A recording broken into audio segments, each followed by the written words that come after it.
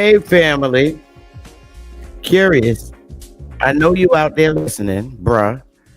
So, the name of this jazz song, I'm going to email it to you. I hope it'll go across the email to you and it's not too large to send. But the name of it is Inner City Buzz by Wendy Marcini. Inner City Buzz by Wendy Marcini. I'm going to email it to you today when I get off my live. I'll email it to you. Yeah, I love her music. So, everybody smash the like button. I'm about to get back into Buddha. Now, I'm not trying to um change nobody's mind or anything. Um Let me turn this music off. Shout out to everybody watching. Shout out, y'all. Most hated, John Jones, Enox. Hey, Original Intellect, Elise, my Lisa, uh, Damon Lewis, David, everybody watching. It is Sunday, so I don't expect a huge crowd because it's Sunday. But then again, people are, hey, Anthony, people really like Buddha. I'm not trying to turn nobody away from what they practice. I'm just sharing what seems to be working for me. I like the Buddha teachings because I don't have to be in no congregation learning how to shout, learning how to talk in tongues and all that other stuff. And standing up before the pastor and him putting his hands on you to pray. I just don't. My energy never connects with that. Energy means a lot. Energy has a lot to do with your soul and your being. Period. And I study in many different cultures in our community. What's out there? I went to a few Islams, Hebrew Israelites, all the types of Christianities, and I wasn't comfortable with any of them. And at this age, I'm much more open mind, much more mature um, about decisions that I make for my inner self. And I, still have my guards up. I don't put them down. I don't sell wood nickels. I don't accept them. And what I like about Buddhism is what I most like about Buddhism is it's actually teaching you.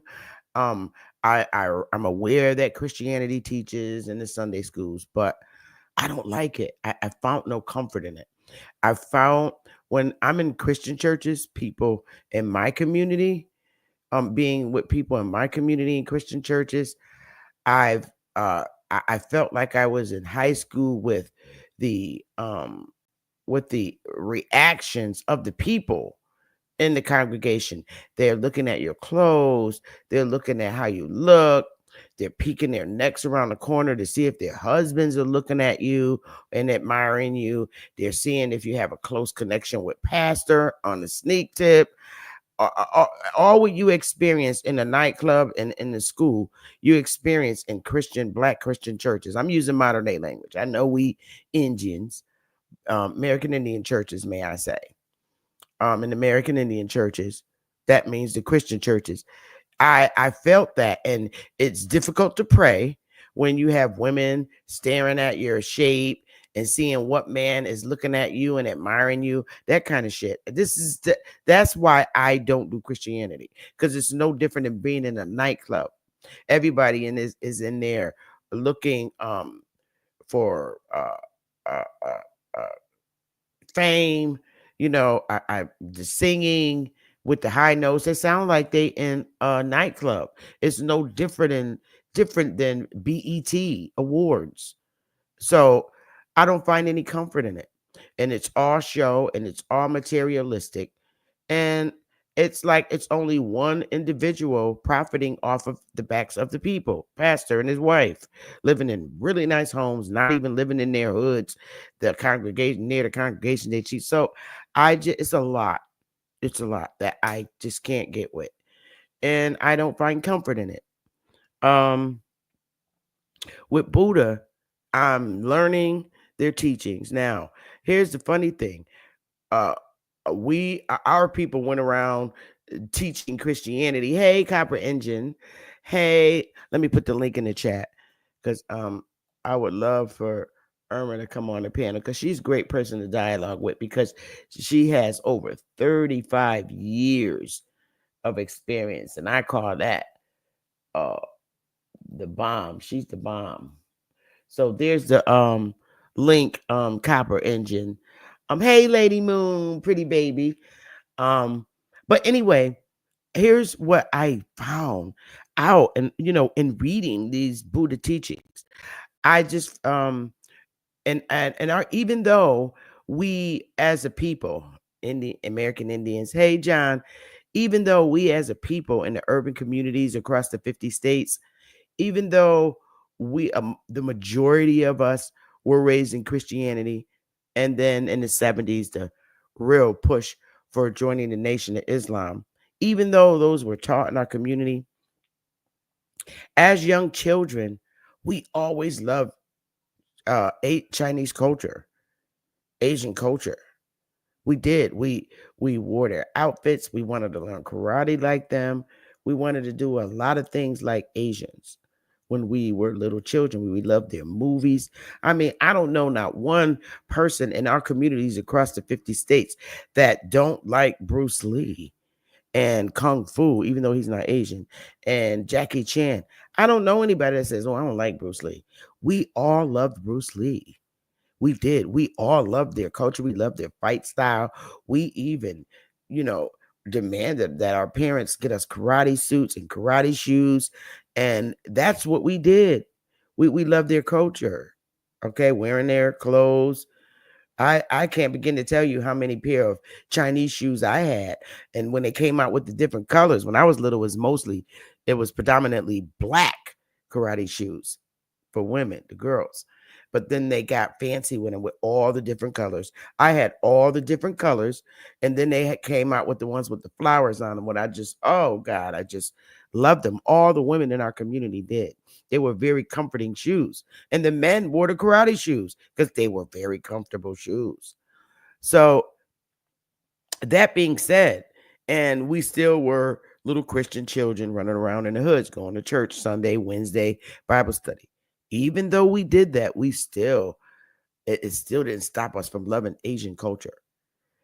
And reading, I personally feel that if we was introduced to Buddhist teachings as a people in our community, since they stopped us from practicing our original way we Indians practice, I really think that if we were guided under Buddhist teachings, I don't think that there would be that many murders in our communities. I don't think Indians would be fighting Indians like they do today, the daily killings, because the way they teach you in Buddhist teachings, if we had to learn that when we were little, and I was introduced to the Buddhist teachings, the way that it's taught in this book, and how your mind is supposed to think, I really believe that we would be a better people today. We would produce better children. Our children would be very into um um trades, because one thing about Buddhism, it teaches you how to react to your brothers and your sisters, and it also teaches you how to deal with energy, whether it's negative energy or positive energy. And it also teaches you how to accept your wrong. And if we were taught that when we were little, just understanding what Buddha was saying, we would respond to each other better. We would look at each other better and be so much better. The Virgo, the name of this book I've been reading is Introduction of Buddhism.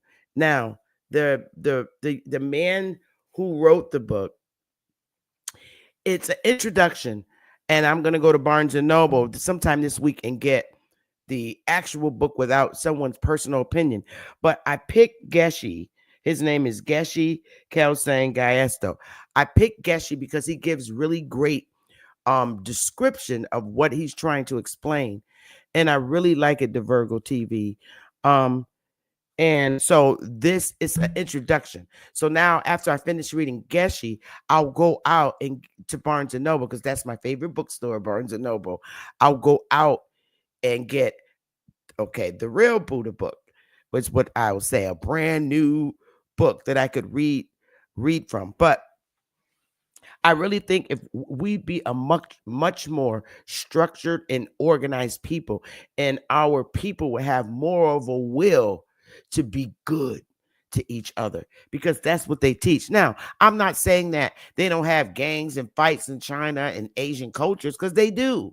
But when you're into their teachings and you're loyal to the teachings, you come out to be a better person.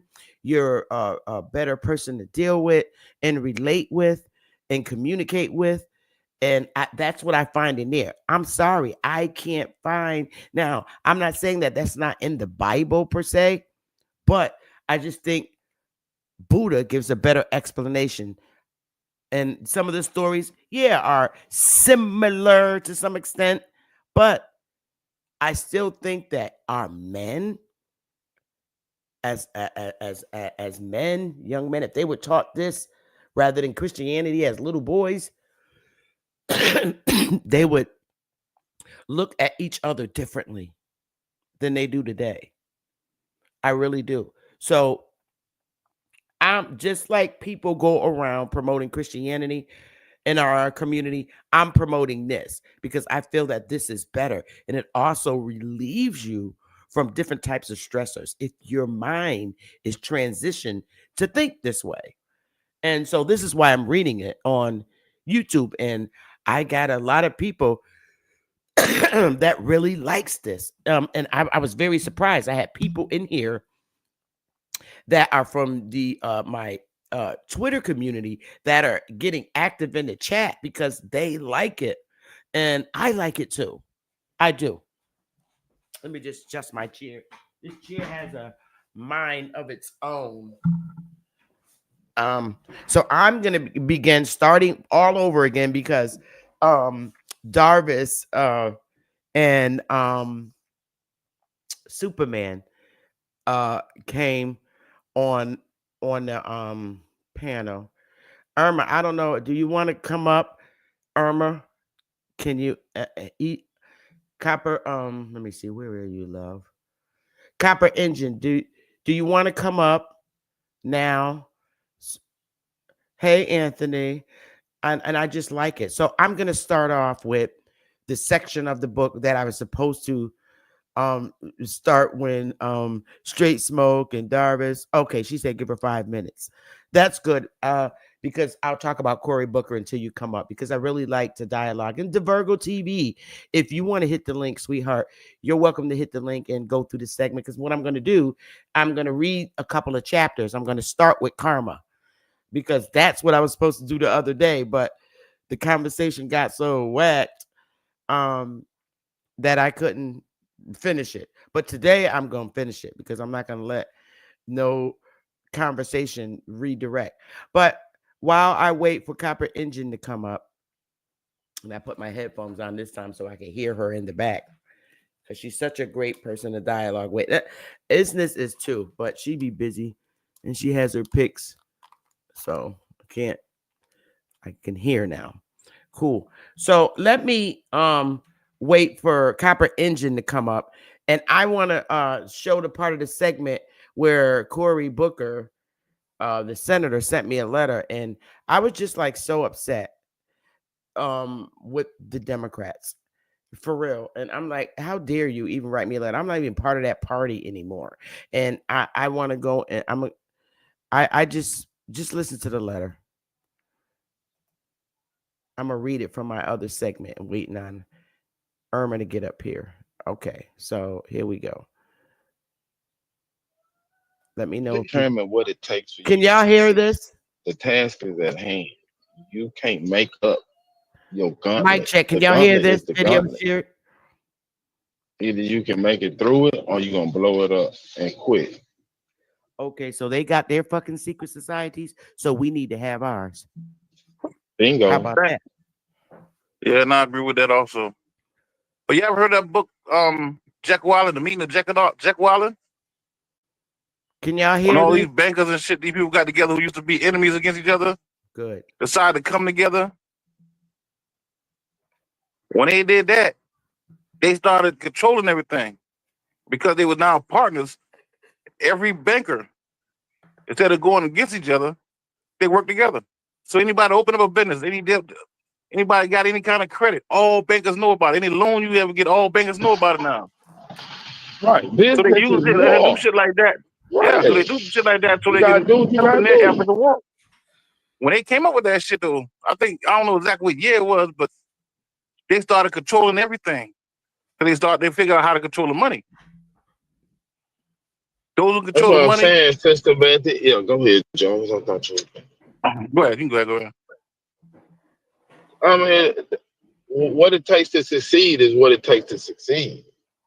The only rule to being great is to be great. It ain't nobody cares. Nobody is gonna give you a leg up.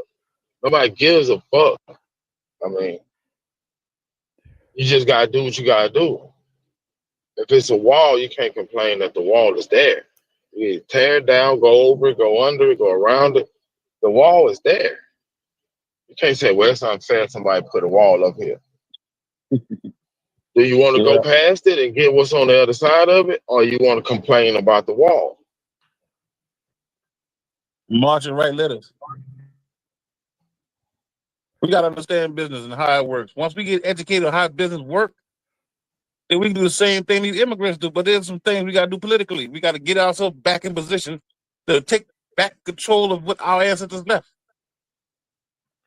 Once we do that, then we back in the game. Right now, we deal with the karma. Some of the shit we did, we was in control. We was in control. We did a lot of fucked up shit. We be honest with each other. I'm talking about a lot of fucked up shit. Yeah, but you can't put But all I the people know, in one box and say they're all but like that. And that has been the You're right. issue. That has been the issue. Yes, we But the have majority was people like that that though. have done evil and bad things and destroyed our community. But you can't continue to put us all in one box. You can't No, but continue the to put universe is doing it to us, Queen. no, I know Then we fucking talk about that's universe. what karma. I'm There saying. ain't It no ain't never universe. unbalanced. There's never an It's unbalance. not the universe. It's a motherfucker with a denial stamp. But I want to read what I want to read Cory Booker shit, and then I'm gonna respond to him. Bethiona. For 25 hours on the Senate floor, I had the honor of reading the letters, calls, and stories that New Jerseyans and Americans from across the country have shared with me in the 10 weeks since Donald Trump took the oath of office. I rose because Trump and Musk's actions have caused undue harm to Americans of all backgrounds. Vital institutions are being recklessly and unconstitutionally attacked and even shattered. As I see it, our most basic American principles are at stake.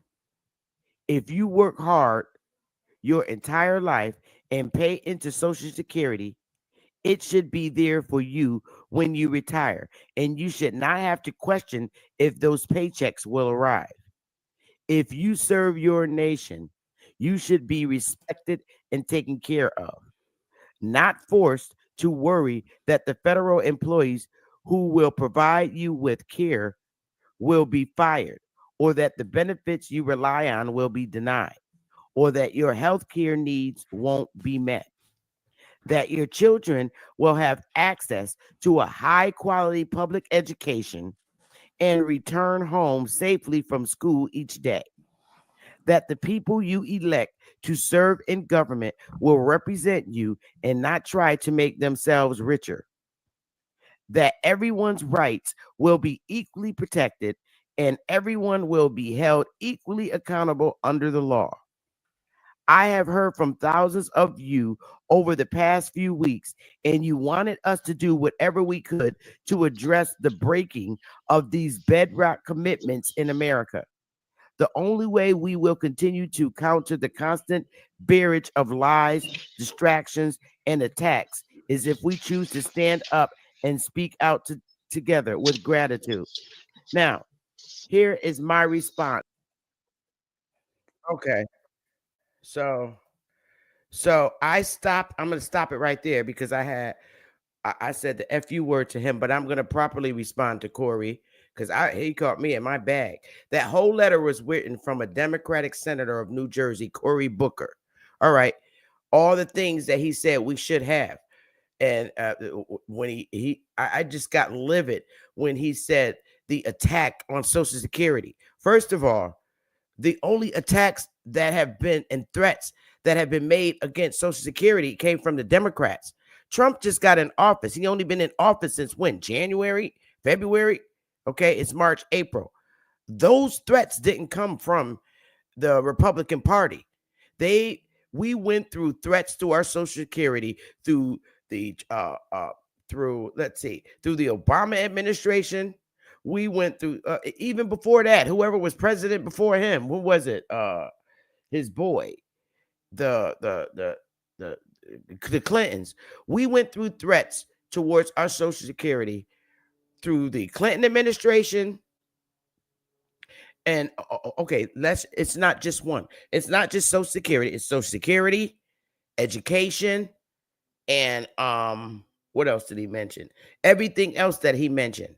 We went through threats through the Clinton administration, the Biden administration, and the Obama administration. All three of those administrations, our Social Security was being threatened. The Republicans weren't in power to threaten our Social Security. It was them. And now Trump's in office with Elon Musk busting stuff up and exposing stuff. Now they're saying our Social Security is at threat by the time we retire. Wait a minute. We've been at threat since they've been in power. Now, what it is, they don't like the style and the manner in which Elon Musk and Trump is implementing things while they're in power, while he's chief and commander. And now, may I remind you, I have all of Trump's executive orders. Not one of them orders are in any way mentioning a threat to Social Security. If anything, I keep seeing emails about checks being mailed out to Social Security with increased amounts and things of that nature. All right. That's what I see in the Trump administration. The threat was always in the previous administrations to our Social Security. And what they don't like, first of all, our Social Security shouldn't even be at a threat because if you wasn't touching the money, it wouldn't be no threat. The Social Security fund is for the Social Security fund for when we retire. Bottom line, y'all was using and funneling that money for something else. Now, Trump put a hamper on it. You can't use the money to fill your pockets, sending it overseas to other countries, putting it in the bank for this and that. And you don't like it because it's two rich boys running the show now because they don't need our money. Remember, when Trump was in office, he didn't get paid. He did not take a pay. And see, they don't like that. So now they're trying to come down on Elon and them because they're doing it differently and getting rid of line items that don't need to be on the budget. And that's a fact. So they're doing what they do best. Attack character. And that's how, and you Democrats that are my age, now you should wake up and smell the coffee.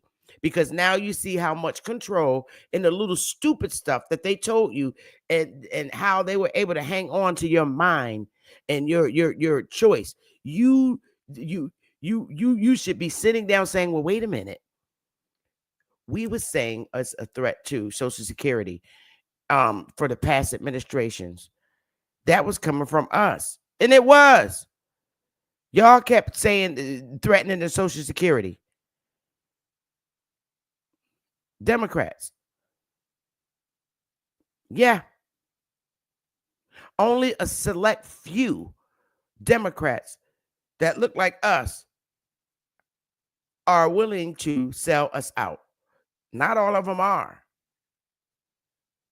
Not all of them are. And across the board, Social Security affects every tax-paying citizen. And so when you Democrats were in office, you were threatening all zip codes with the Social Security. Leave our Social Security money alone. Perhaps Trump can make an executive order and Congress should agree together that Social Security money should not be touched, only for Social Security. You should not be able to dip in that fund and use it and moving money around. No, leave it alone. So that's what I'm talking about. So now that's the message. As far as education, he's talking about we should have top education in the public school system. Well, y'all, you didn't make it. You didn't talk about that in the Clinton administration. You didn't talk about it in the Obama administration. And you didn't talk about it in the Biden administration for public schools, top priority education. No, you didn't. So now Trump uh, said the ball's in your court because he said, boop, it's back to the states. So now, if you're in the education is pushed back to the states. So now it is the fault of the state, okay? Whatever state you're in, whether it's a blue state or a red state, it's the fault of the state if top priority public education is not on and popping and cooking. Now we could blame the states. Now we can protest against our individual states for horrible education, for the bad education in the past. You can go after the museums that they're updating false information in the museums. The Smithsonian, they put in lies about history, about our history. Seriously, they have statues of soldiers and they call them African American. How in the hell are you going to call a soldier that looks like me an African American? There was no African American in those days. That you can't just put that label on them. Those soldiers didn't come from Africa. You lied. Martin Luther King's not an African American. He ain't never said he came from no Africa or anybody in his family.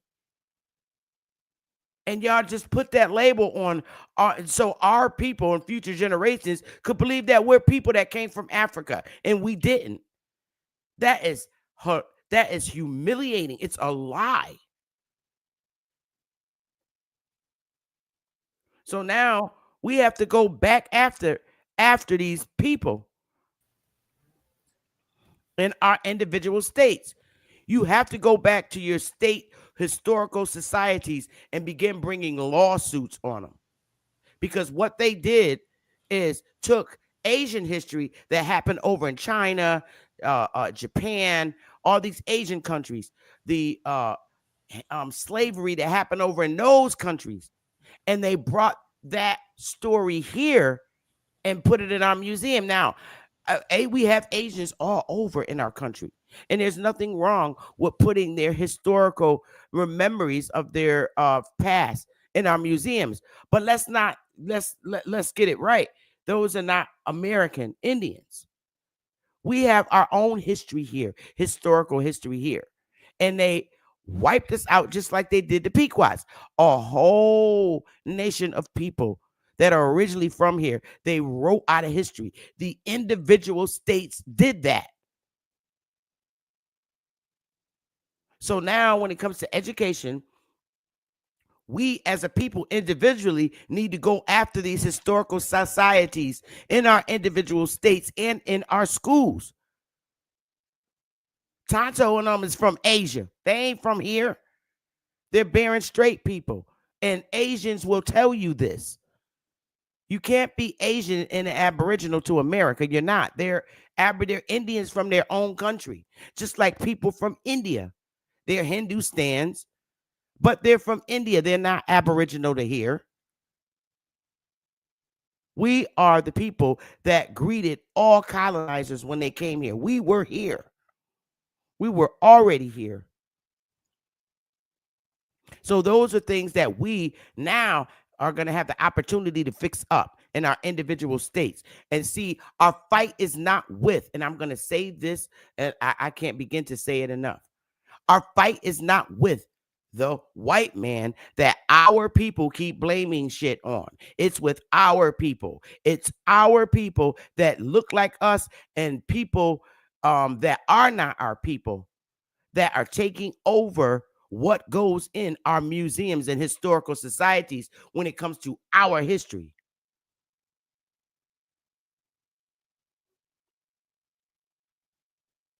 And we need to fix that. All those graves in our inner city that are torn down and wore down, those are not African American grave sites. Those are American Indian grave sites who have been wrote out of history, and then the United States labeled them as black people. We were a real identity here in the Americas before we were called before we were enslaved Indians.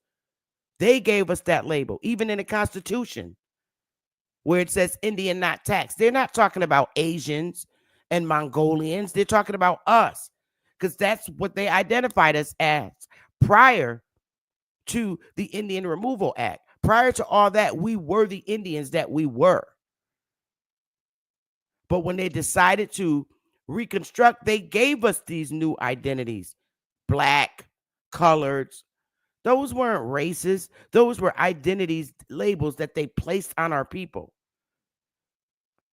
We were never Africans. There's not even any writing in our records that we were Africans back prior to the 1700s. We've gone over this so much. When Benjamin Franklin was here, we have his original transcripts of who was here. That was in 1750. We were already here. We didn't come in here on those 1619 project. That wasn't us. We were here when they came in on the 1619 project. We were already here. The fact is, just like it is today, the government don't want to deal with us. Back then. So we weren't part of the colonial records. That wasn't us. We were in our own world, and then we came into theirs. It wasn't that. We were enslaved, taken out of power from who we really were here in the Americas. Not in no Africa. All that was a lie in history. So now the ball's in our court, because Trump pushed education to the individual 50 states. And this is who we have to go for. So what we should be doing is helping each other across the 50 states, going to other states, helping protest about the lies in our history. Like somebody might give a protest in Texas, or I don't know. We should all go as a people over to that state and help them protest. And likewise, we should help them protest in the North. Here in the North, people from all over the world should be able to come to the North and help us protest. We could go in the Southern states and help the Southern states protest. We can go in the Midwest and help the Midwest states protest against poor, lying education about our history. When Africans come over here, real Africans from Africa, they know that we're not them, because they had their own tribes and stuff over there in Africa going on. We don't have anything to do with that. It is literally what you call a white out of history, whitewashed. We were lied about former presidents who were white, who really look like me. It's crazy. So this is stuff that got to be fixed. We were a people harmed about our history, and that's important to us and our children. Just like education is important to white people's children, ours is too.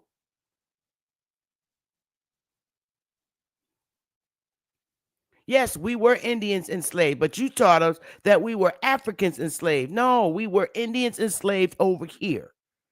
Africa had their own slaves stuff going on over there in Africa by colonizers. So this is what we need to fix in history. And I'm not ever standing down. And we also have to work on teaching our children about our true history. You have to tell your children the truth. You have to tell your children that they're not African and from Africa and they're not an African slave. You have to tell them that. It's you that got to do it. That starts at home. I will never, ever tell my grandsons and my daughter that they were African slaves from Africa and their ancestors. That's a lie. I'm not lying to my kids. And I'm not going to let the United States state governments or federal governments lie to my grandkids and kids. That's our fight with the government. And now it's our fight with the individual states. All the 50 states should be screaming outside the doors of the Department of Interior. Because, again, it's a group of white people controlling who's the Indians. And we need to fix it. Yeah, our ancestors could not read. A lot of them could not read, and they didn't understand what was going on. So they just wrote what they wanted to on our paperwork. And our ancestors had no clue. A lot of them. You see it on the census sheet. They didn't have like 3rd and 4th grade education. They couldn't read and write. They don't know what a professional office is doing towards them. That's why today they have so many state laws and they train you to teach people who has education deficiencies. There's a law. Now they have to help people that can't read and write. Back then they didn't. They just wrote it down and you X'd it. You didn't even know what the hell you was X'ing. A lot of our ancestors didn't even know their birth dates. So there's a lot about our history that has to be fixed, and we can do it. We're educated enough now to do this. So now we need, what we need to do is assemble and help in the other 50 states. These senators and representatives suck. They're afraid because they got to keep the okie doke up. But no, we can fix that. Senators and representatives that want to represent us at the table are threatened. They're threatened. So we need to have our secret societies so that we could protect the senators that want to represent us from being harmed. This is the type of stuff that we have to do. We have to have our own secret society of warriors, trained warriors to protect our senators, no matter what their race is. If somebody's threatening our senator, we need warriors to say, okay, you threatening our senators, be careful, watch your back too. So that they could stop threatening senators. I don't give a fuck if we have a white senator, a Chinese senator, a Mexican senator that's representing us. We need to stand behind our senator and protect them so that people that threaten them when it comes to initiating and passing laws, that they're not afraid. We got to back them up in that manner. It's like that now. Oh, you threatening our senator? Be careful. Don't threaten our senator, because we don't take that lightly. You don't want to be threatened? Don't threaten our senator. Don't threaten our senator's life, because we can do the same thing to you. Yeah, it's like that now. But see, Christianity is not going to teach you that. Buddha does. Now, Buddha don't teach you to fight, but it's in a different way. You can be a professional bodyguard. You can. We can have professional bodyguards. We got to protect our senators. Even if we have to stand outside their house, follow them around the grocery stores to make sure nobody tries to assassinate them. We have work to do in our communities, and it's like that. We're at war with people who want to keep our real lives written out of history. So, your thoughts, Copper Aboriginal? What's up, beautiful? Your mic's muted if you're talking.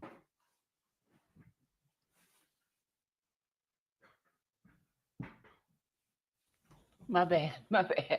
How you doing? I'm good. That's good. Is it bright and sunny where you are? It's actually a little cold. We've been getting a lot of rain in Connecticut. Here in Connecticut, we've Oh, been getting a lot of rain. we sent that mess your way. That's good. Well, Yeah, not we've been good, getting a but lot of rain. You know that cold rain where you don't want to go out the house? It's just cold rain. mm-hmm. And the wind be blowing. Yeah, we got Yeah, that. yeah, I don't like that mess. I guess we need spring. April showers bring May flowers. Ain't that what they say? Mm-hmm. Something like that mess. So I don't know where Superman and Darvis and them are, but I'm just wanted to get back to Cory Booker and all of them. Because if y'all really want to fight for us, you will.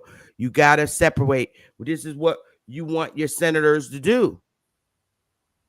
What do you exactly? You want your senators to represent you fixing your race like they did with the Pequots.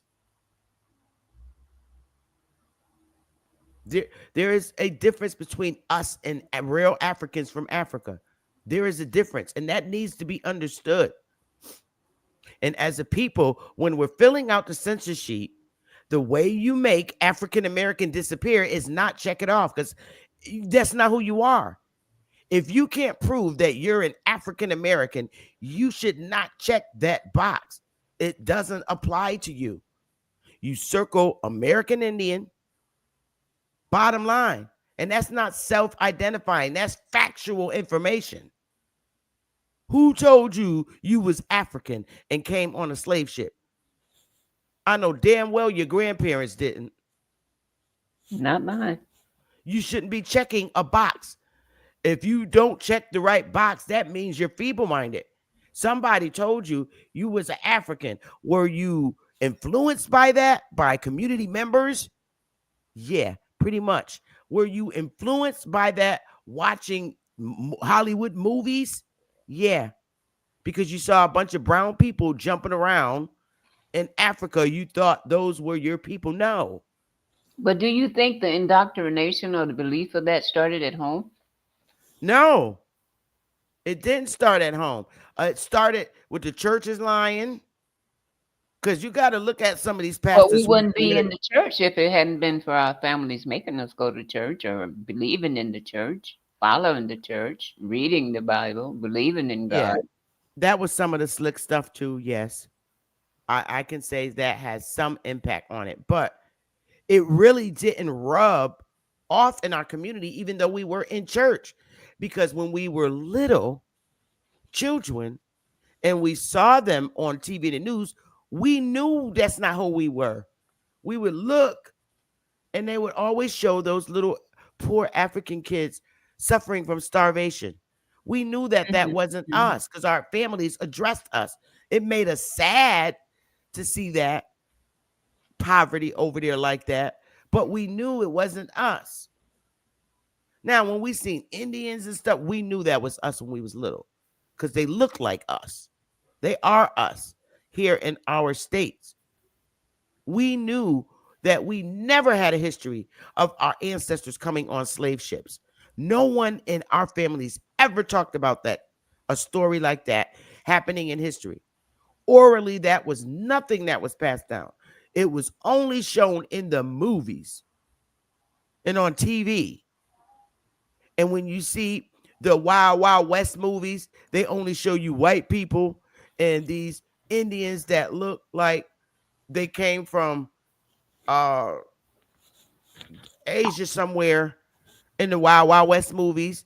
That what those weren't stories over here. They No. weren't. They had white people playing parts of Pocahontas, Lily Munster, Mhm. playing our history in Virginia and stuff.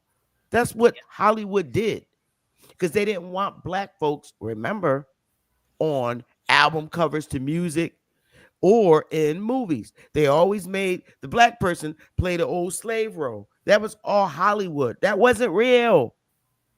Esther Rowe from Good Times always played a slave and the old black. Those was real Indians, but they was playing the roles as slaves from Africa. That was Hollywood, not real life stuff.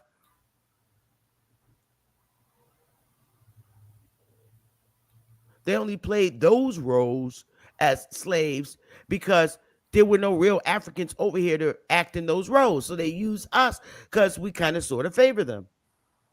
But let's not get it twisted. That's Hollywood, not real, fake, all fake.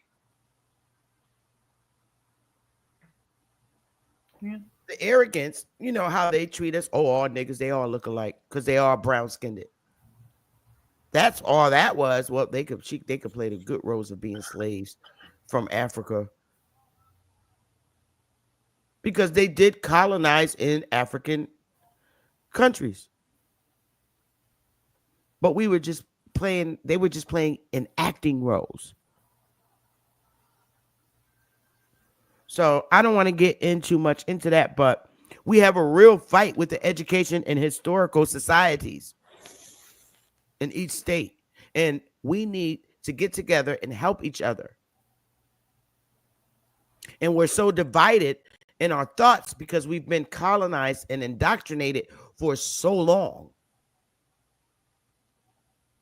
But to me, the cure to unindoctrination. Oh, hey, Brother Sanchez. Hey, hon, I'm glad you caught me. And the link is pinned to the top if you want to get in. It's pinned to the top. The what we have to fix, we're not going to find it in Christianity. Because Christianity, if it really worked, our people would get along. Our brothers would know how to deal with each other, and they don't. What I find in Buddhism is if we had a choice when we were young and our ancestors, meaning our grandparents, our great, fourth and fifth and sixth generation grandparents here, if they had a choice between Buddha teachings and the Holy Bible, our men wouldn't be killing each other like the way they do today. Because to be indoctrinated in Buddhism speaks against that. Hey, Smoke, it speaks against that. I'd much rather, if I had a choice as a kid, I would rather be indoctrinated in Buddhism than Christianity, the Bible. And I'm going to tell you why. And I know Superman said don't compare. No, I'm telling you why. Because here, I don't have to worry about that going up to the altar and getting prayed for and learning how to talk in tongue and shouting. To me, that's very disruptive when you're trying to teach a congregation. That's disruptive. But when you're learning from a Buddha perspective, it teaches you how to correct yourself. It teaches you, if you're wrong, how to admit to your wrong. Because a lot of us don't like to admit to our wrongs. Be the bigger person, admit to it. They rather just stand on the sin or whatever they did wrong and keep hiding it because of shame to correct it. But in Buddhism, it teaches you how to overcome that. It teaches you how to transfer energy into things.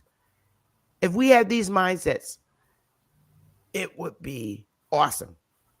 I mean, just the psychological point of transferring negative thoughts into something, transferring it into a mosquito. So if you have a negative thought, like you want to kill Pookie, I want to kill him, Buddha teaches you how to transfer that energy, that thought, into a bug, transfer it into a mosquito. It's all psychological. That would work. They teach you, I like the way they eat. I think if we eat dinner, we have our own separate plates at Big Mama's table because that's the way. But in Asian culture, they have all the food in different plates of different varieties to pick from. They don't have separate plates. They all have sticks and they just pick together. Do you know the birds eat like that? The birds eat just like that. So they eat the way nature eats. Like if I throw out a bunch of crumbs, breadcrumbs, all the birds are going to come together and nibble off the crumbs. And that's the exact way that they eat. They sit around the table as brothers and sisters or whatever, and they have a bunch of different dishes, and they have their own choco sticks. I mean, sticks that, what do you call those sticks they eat with? Chopsticks. Chopsticks. They have chopsticks, no different plates or nothing. And they each pick and eat with the chopsticks. I think that's so cute. Well, in our culture, when we gathered together and we had Sunday dinner or evening dinner, that's how we did, minus the chopsticks. We gathered around and ate. Everyone would be in the kitchen cooking, and they put the food on the table, and we'd all gather around and we'd have dinner or breakfast or lunch or whatever. So I think that's still in our culture, in It our. is, but the way, no, we have our own separate plates. We have our own separate plates. What we do is we take the food, like if we have mashed potatoes, everybody pass the mashed potatoes around and put it on their plate. In Asian culture, no one's too good to eat from no one. It ain't no separate plates. You are just digging like birds, like natural. We make our plates and we have our plates in front of us, our own individual plates, and we eat with our spoons separately. And Asians, they have a bunch of dishes of foods, vegetables, fruit, everything. And they all use chopsticks. There's no fixing your plate. You just dig in and get it, each other. And that's the way the birds eat. It's very natural to eat like that. And that might have been in the old days, but in my Buddhist practice, I ate with a lot of Asians, and you might would call them modernized American or whatever, but they ate like we ate. They had their own plate, and we sit around the table, and everyone would make their own plate. Sure, they would. Some of them ate with chopsticks, and some didn't. But yeah, But that's when they came over here. Back home, they didn't do that. yeah, When you come over probably. here, I they don't. make you do Americanized way things. And some people just choose to stick, some Asians choose to just stick to the way that they're ordinarily used to doing it. But Mhm. it's a point of when you come over here, you do things this way. We eat out of separate plates. Yeah, And they took and I on that. actually kind of prefer that. But. Not me. I think it's really cool eating, with the chopsticks, just picking fruit. Because I love my brother, I love my sister, even though we're probably not directly related through bloodline. But Mhm. I don't mind. We are eating together. We're all As eating. long as your hands are I, clean. well, they're very clean. From when I watch the movies, they're very clean. Their houses, the way that they have it set up from the old days in Asia, they're immaculately Yeah, clean. that is something that I did Beautiful. gather from them. Their houses are very clean. There's not a Yeah. speck of dust or anything out of place. It's like you go into some of their houses and it's like, do people really live here? Like that. It's so beautiful. So Hmm. beautiful. So beautiful. Very And not creative. that's not to say that we don't have beautiful things. I'm just saying I just feel that if our people ancestors were given this Buddhist teaching compared to the Bible, I think we'll have much better brotherly love. Our brotherly love and sisterly love is just it's Well, they heartbreaking. didn't get to us before the Bible. I mean, that teaching didn't get to us and I take know. place in our minds and hearts before the Bible did. I wish it had of though. Basically, is what I'm saying. We were indoctrinated with the King James Version Bibles as a people, but I think that if we were indoctrinated with the Buddha's teachings, even today, our trades, I mean, their culture, from when they're little babies, all they begin their trades, Hmm. and It I teaches think our you. men would have so many more trades today. It's all gone. We Yeah. did have it where the fathers passed down trades to the sons, but I just don't think it's nowhere like it, the way the Asians do it. I just think the Asian culture do it better than over here. I think they're 100% better. with trades. They teach the embroideries, the women, they're learning the archery and everything. They have all kinds of schools, trade schools in China. And the children go from being little children, they're disciplined. Mm-hmm. And um, that's a lot of what we lack today. Now, I'm not saying that there's no gangs or bad behaviors exhibited in China. No, I'm not saying that. I was looking at the historical way of living in China, in Japan, and Korea, and all these different Asian countries, but more specifically China, Japan, Korea, as what I've been focusing on and studying their disciplinary measures for children. And I'm like, wow, that's amazing. I only wish our ancestors were indoctrinated, because it was a demand that you had a kind of trade, and they evaluated your child to see what their gift was. And the embroidery, like this, sewing on shirts and stuff, they have that skill for women. Some women are just immaculate in it. Drawing arts that tell stories. We do have artists here, but I mean, getting down to the nitty gritty of what your uh, expertise is in. It has been their focus in their countries, like doing nails and the art of nails and stuff. They teach that. Over here in our community sucks. Nobody can do nails better than Asians. I'm sorry, nobody. They are skillful. And so I um will now get into karma, because I've been talking now for exactly an hour. I want to read about karma, and I'm going to read it from the beginning, because they said read it from the beginning, Sister Bethy. So here we go. Now, what is karma? To understand the laws that govern rebirth from one life to another, we need to understand karma. And Sister Bethy need to understand that she need her reading glasses on. So let me get it. Get them on. So I want y'all to listen to karma, y'all.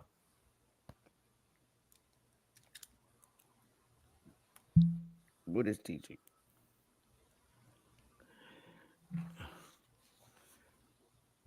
Karma is a Sanskrit term meaning action. All intentional bodily, verbal, and mental actions are karma. Sometimes when Buddhists experience suffering or misfortune, they say, "This is my karma," and accept it patiently. So when you do something wrong to somebody, right? And maybe a year, 6 months, 3 months down the line, you're experiencing some difficulties. They Karma say, also karma also follows you from lifetime to lifetime. yeah, yep. I didn't get there yet, but Okay. I was just speaking it from a um acceptance. The minute you accept your karma, you begin to heal. So if you did something to somebody, a couple of months ago, weeks, whatever, whatever, and then bad luck come on, you feel like your luck is down. You say, "Oh, I said something real bad to that lady, or I did something bad to her.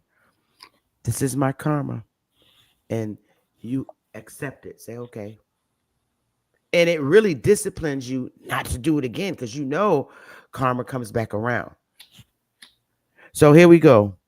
Sometimes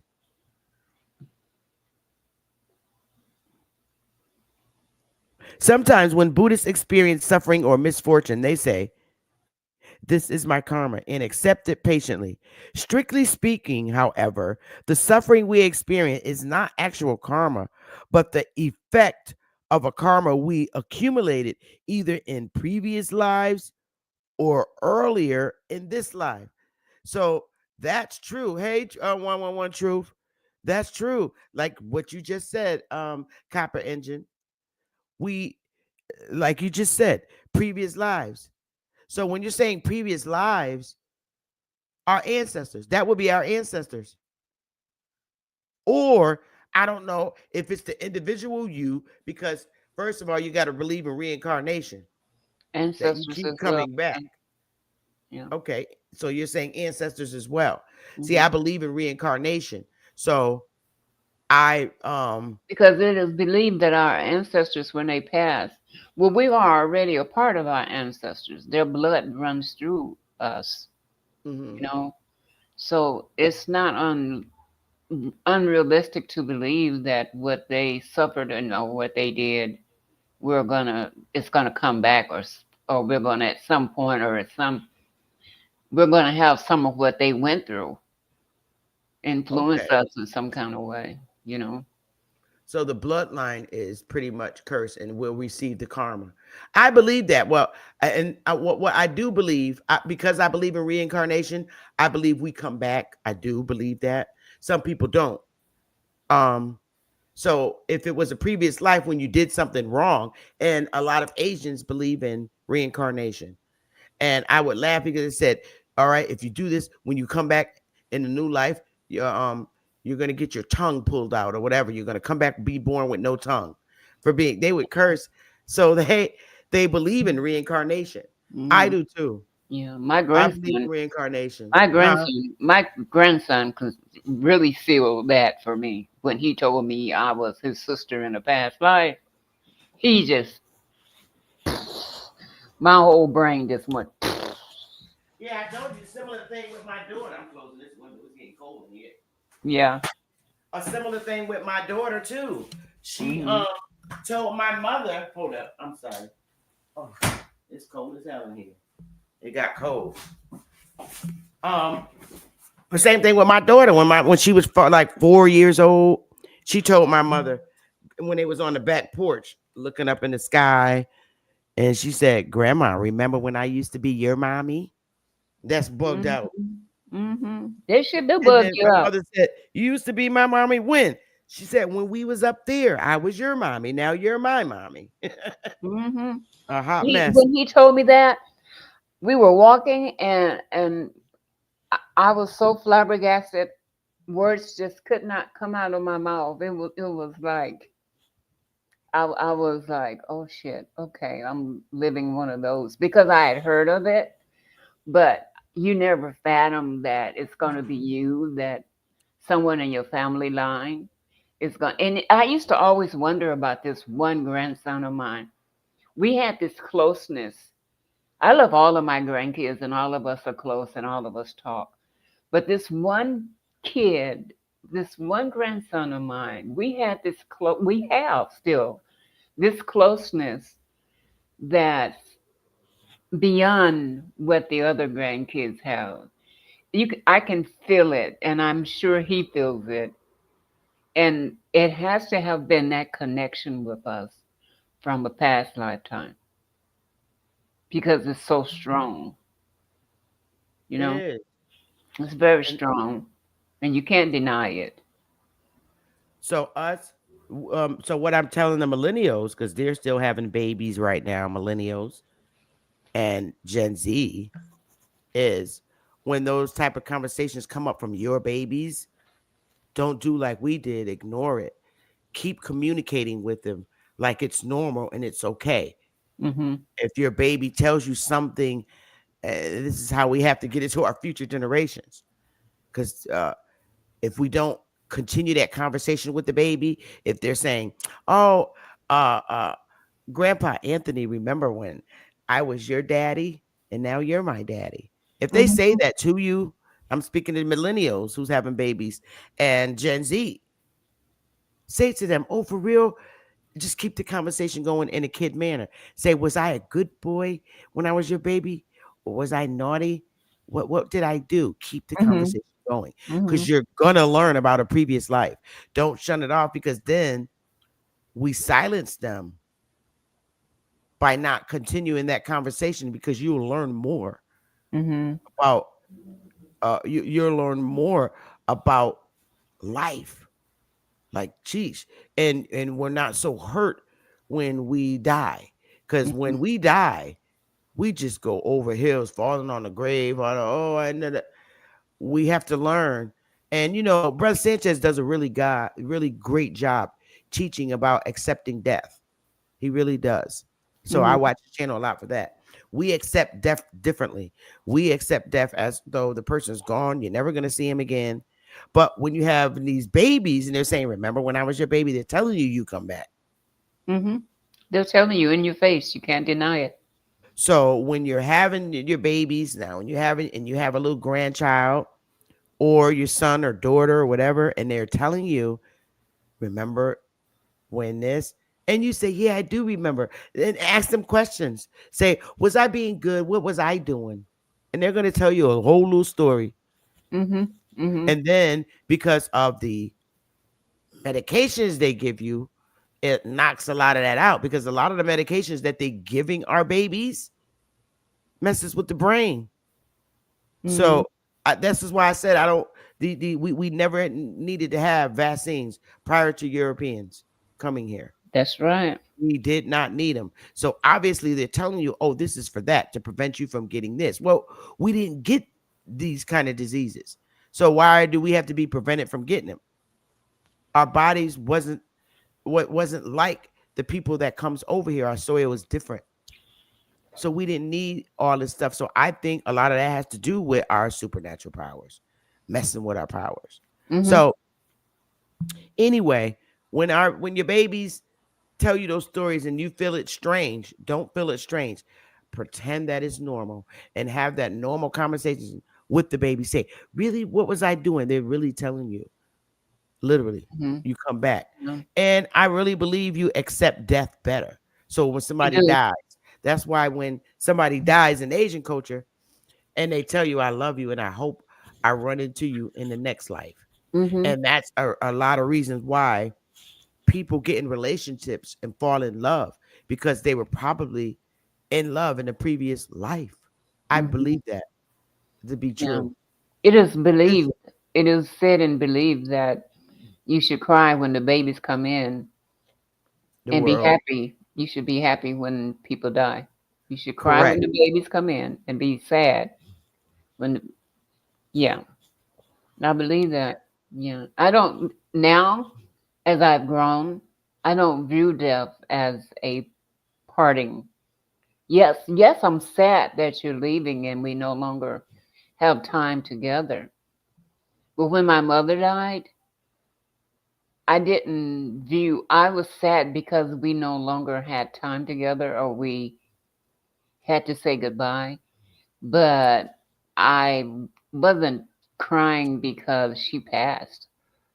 I knew that she was going on her next journey when she passed. When my brother Yeah. passed, I knew he was leaving, going on this next journey, and I would no longer be able to touch him, to talk to him, to see him, and spend time with him. Yeah. Yeah. But those are the growing pains that we have to encounter and go through as we go through this life journey, Mm. you know.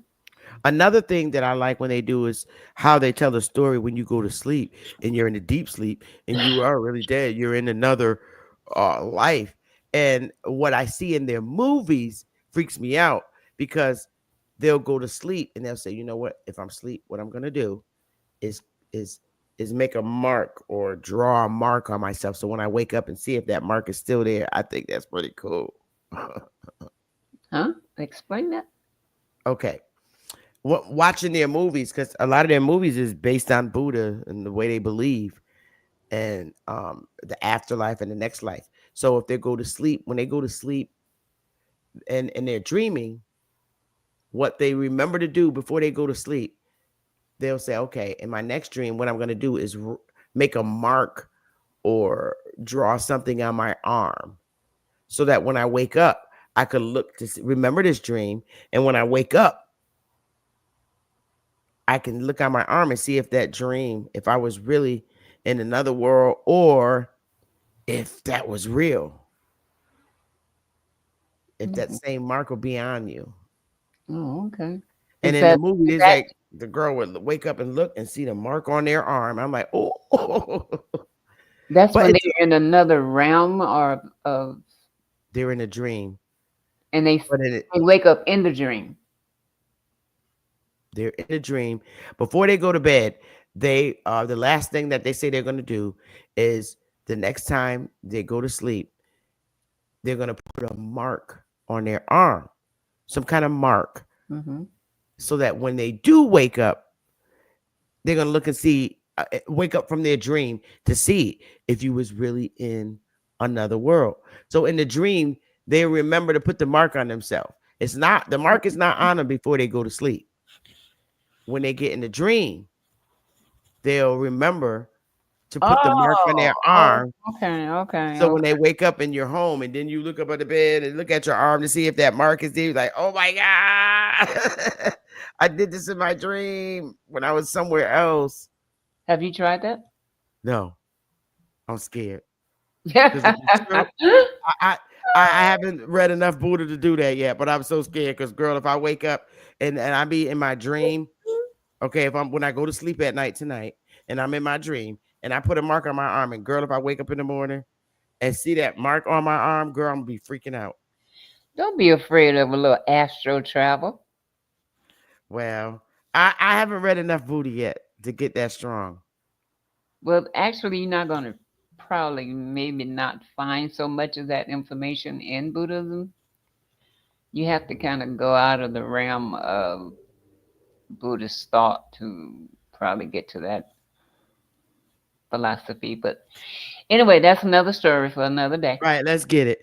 So, strictly speaking, however, the suffering we experience is not actual karma, but the effect of karma we have accumulated either in previous lives or earlier in this life.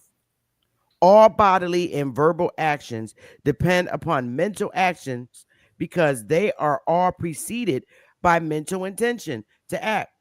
Without an intention to act, we would not do anything.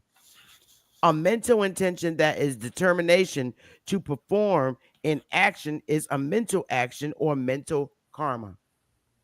Thus, bodily karma is bodily activity initiated by a mental action, and verbal karma is verbal activity initiated by a mental action. From this, we see that mental karma is more important than bodily karma or verbal karma. Interesting.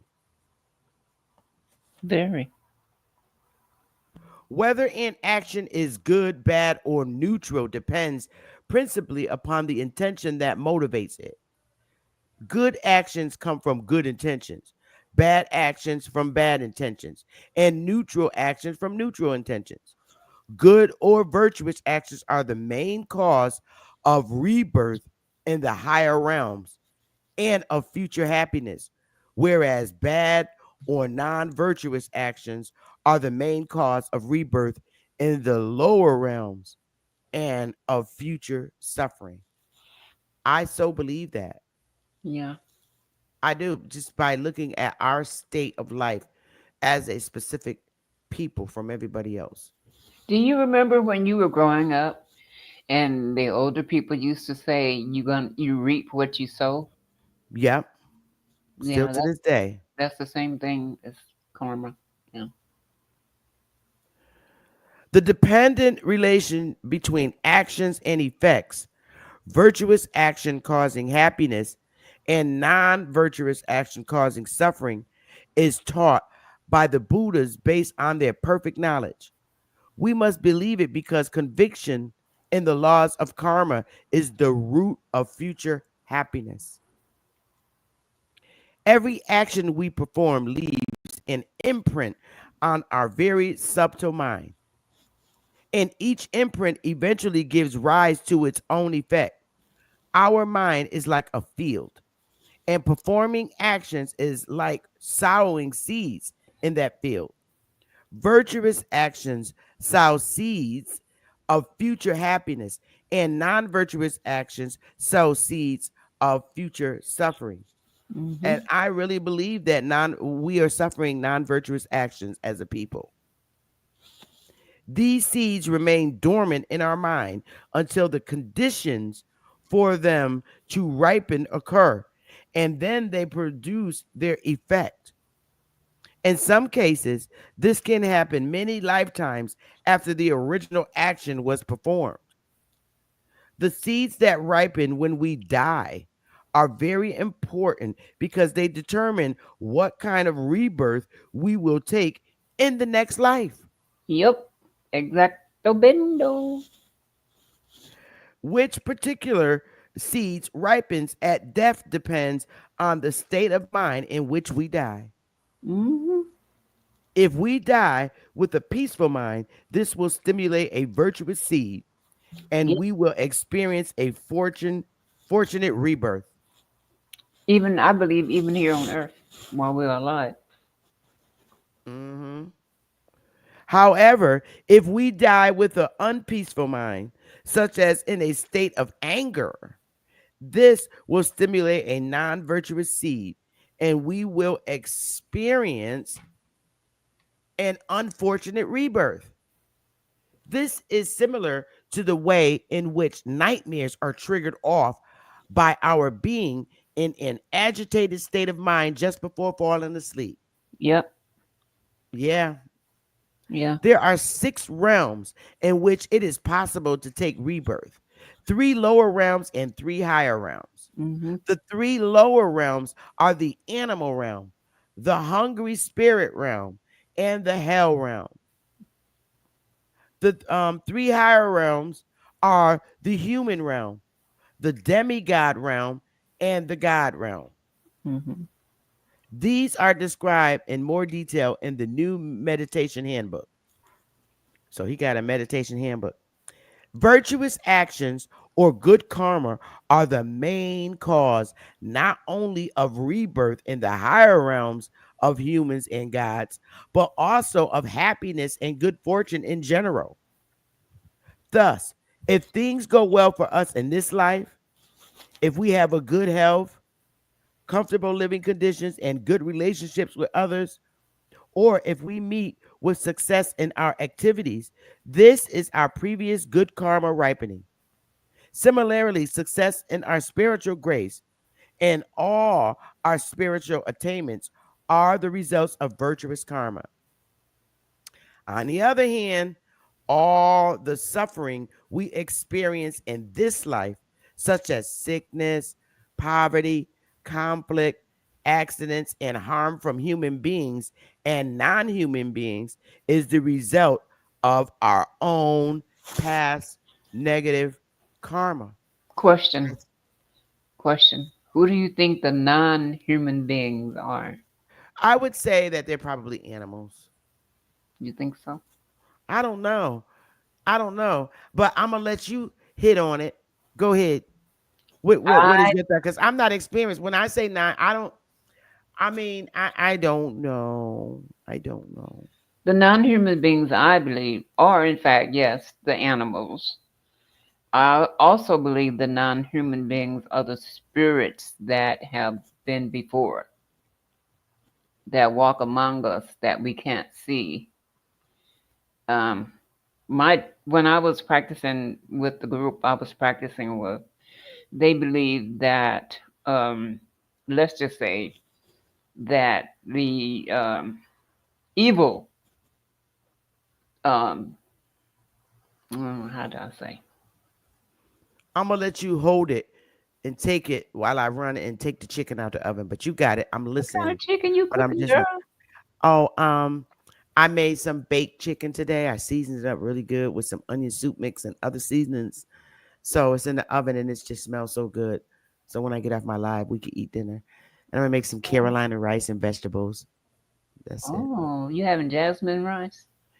Not this time. I'm using Carolina rice. I do have jasmine rice, but I like to eat jasmine rice when I make like stir fries. Oh, All we eat now, strictly now, is chicken, turkey, and fish. I don't eat no other kind of meat no more. no, I stopped eating beef and pork, all that stuff. It's too hard on your stomach. And nowadays they put so much junk in that food, so I don't Yeah. really want it. All I eat, all me, and I feed, all I buy when I go to the grocery store is a bunch of chicken, and I buy a bunch of turkey, and I go to the fish market. Whatever fish I buy, I cook it that same day. It's fresh fish, but I cook it that day. I Mm-hmm. don't put it in the freezer and freeze it up. But you go ahead on and get back to them about the unhuman and human while I run down and check on the chicken. Because I'm gonna come back and read. This is getting interesting. Go ahead, Irma. Tell them what you feel about Well, the human and it's non-human. okay. It's not that deep, but I just feel that the non-humans are more. Well, we know that the non-humans are the animals that walk among us. We know that for sure.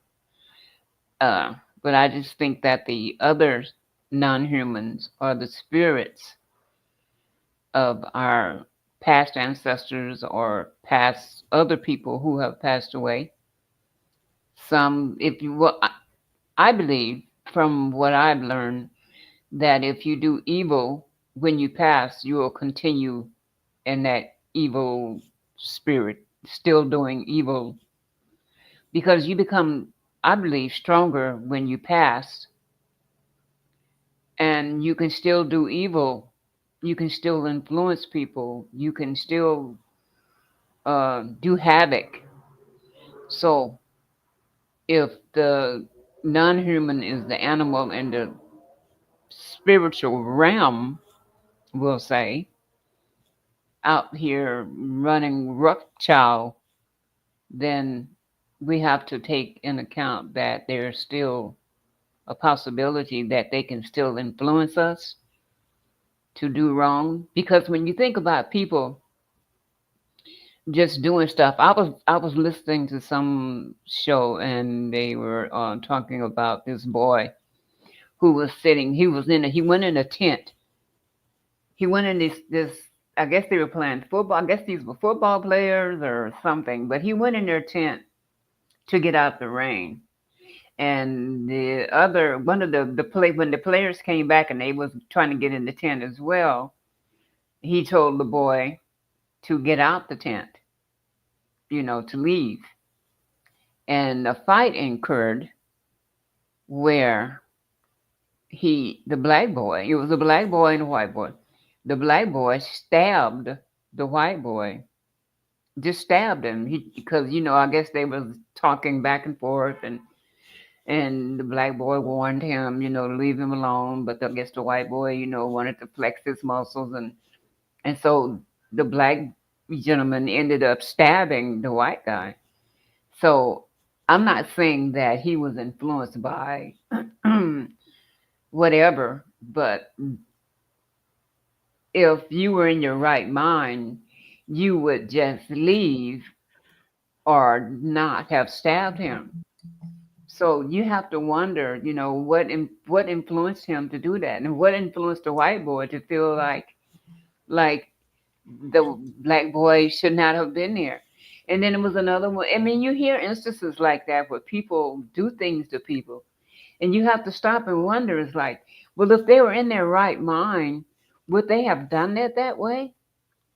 You know, you have to stop and think about that. When you hear about these stories of people doing different things to people and instances happening, you have to stop and ask yourself, what influenced them to do that? Would they have done that under normal circumstances? I ask myself, would I have done that or reacted that way under normal circumstances? What would have influenced me to say that, to do? Because I've said shit. And then, later on, I stop and I think about it because I always try to go back at the end of the day and think about some of the things I did and just to reflect.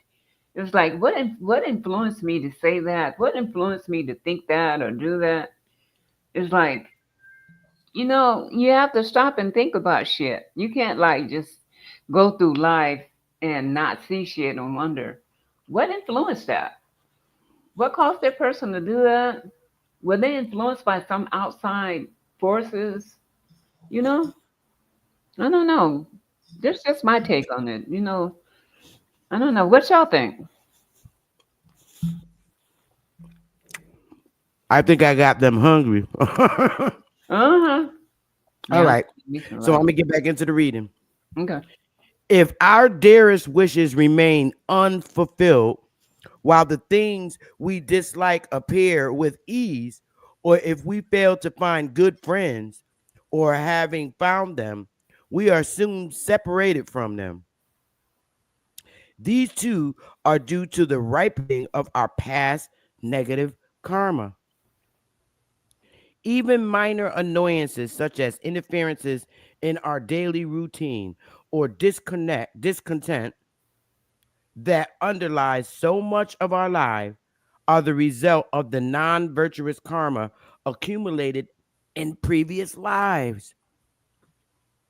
See, I like the way they believe because Mm-hmm. previous lives, that's plural, You're gonna and really that means smack we an keep iron coming while back. you say right. I'm not smacking. Um, I heard what? you. I'm sorry. Anyway, and when they're saying previous Just be lives, clear. Just be- karma accumulated in previous lives, that's plural. And I really believe the way that they believe. You know, when you're saying previous lives, that tells me you come back so many times. And I really believe that because it makes more sense. Because there's no new blood or new DNA being created. Mm-hmm. If you really think about it, it doesn't matter if you're sleeping with, I mean, men sleep with multiple women back in the days to have a lot of babies. And there's no new creation. It's just you're having a baby. I don't believe that. I believe that, you're just life just repeats itself. Mm-hmm. Have you heard that we choose to come back or not come back? No, Have you heard that we choose our parents to come back to have the experiences that we have? really. And that's how we grow in in this life, and that life is like a classroom. Like you're in this life to learn something, so when you pass on to your next life, you go to your next classroom, your next classroom, your next classroom. It's just food for thought. I'm just throwing some little something out there for y'all to think about and just just mom That's to very interesting. But mm, I really believe that, if we thought a different way, that we'll understand death. We need to understand dying and death a little bit more mm, because we just, in our minds, and you don't learn this in Christianity, nope. um, in our minds, we just think that's it. They're gone, never coming back. No, Hmm. sometimes things got to go so they could come back in another life. My And mother they used do. to, my mother used to always say, "Weed your own garden." She used to always say that, and one day I asked her, I was like, "Mom, what does that mean? Weed your own garden." That means mind your business and grow your own life. In essence, I took that to mean that if you do not mind your own business, take care of your own self on your own stage, in other words, that weeds will grow or things will happen that you're not paying attention to. And while you're out there paying attention to someone else's business, I'm just throwing this in there, may not have nothing to do with nothing. But she would always say, pay attention to what's going on with you instead of somebody else. I just do That's that. true. Hmm. Hmm. That's true too. But back to the karma. I mean the reincarnation. I really believe that we come back. I don't find no new blood coming down here. No, no, I don't think so either. I don't think so either. I think that we come back um, lifetime after lifetime because there's so many deja vu experiences that I've had that Hmm. let me know that okay, that didn't happen. I don't think in this lifetime. So where was I and what lifetime that that you know I'll just say I've had experiences where something was so familiar to me that and you know that you didn't do it, hadn't done it up to that point. So Hmm. that lets you know that at some past lifetime, Hmm. you had to have experienced that because it's so familiar to you and you get so enthralled in it that it's just overwhelmingly obvious that you practice that in the past life. Well, with that being said, to add to it, with deja vu, everybody always try to explain it, but it is what it is. The Hmm. first thing you say, damn, wasn't I here before? Didn't we talk about this already? I Hmm. remember saying these same exact words with the same people in the meeting, and I said this, yes, because that did happen. Hmm. Because you had been there before, you've done that, you've seen that, and it's also like you meet people, and you know you hadn't met that person before in this lifetime, but Mm-hmm. that person is so familiar to you that Yep. obviously at some point in a past life y'all knew each other. And that's where I think it has something to do with the blood. That bloodline, it never leaves. Hmm. The DNA never leaves. And the funny part about it, you know you had that conversation before, but that conversation could have been 50,000 years ago. Oh yeah, because But we we don't do enough reincarnated. studying. Right. We don't do enough studying about it. This is why I said that the church um teachings, that way of life with Christianity way of life, it's too simple, and you need something more that expands your brain and bring back, because we're Hmm. working off a small percentage of our brain, Yeah, and we were working off, I really believe we literally were working off 100% of our brains at one point in I time. think I think Christianity puts you in a box, or that Yeah. Christianity is in a box, and in Yeah. order to fit into their belief system, you have to be willing to sit in that box and be in that box with them and not expand your viewpoint.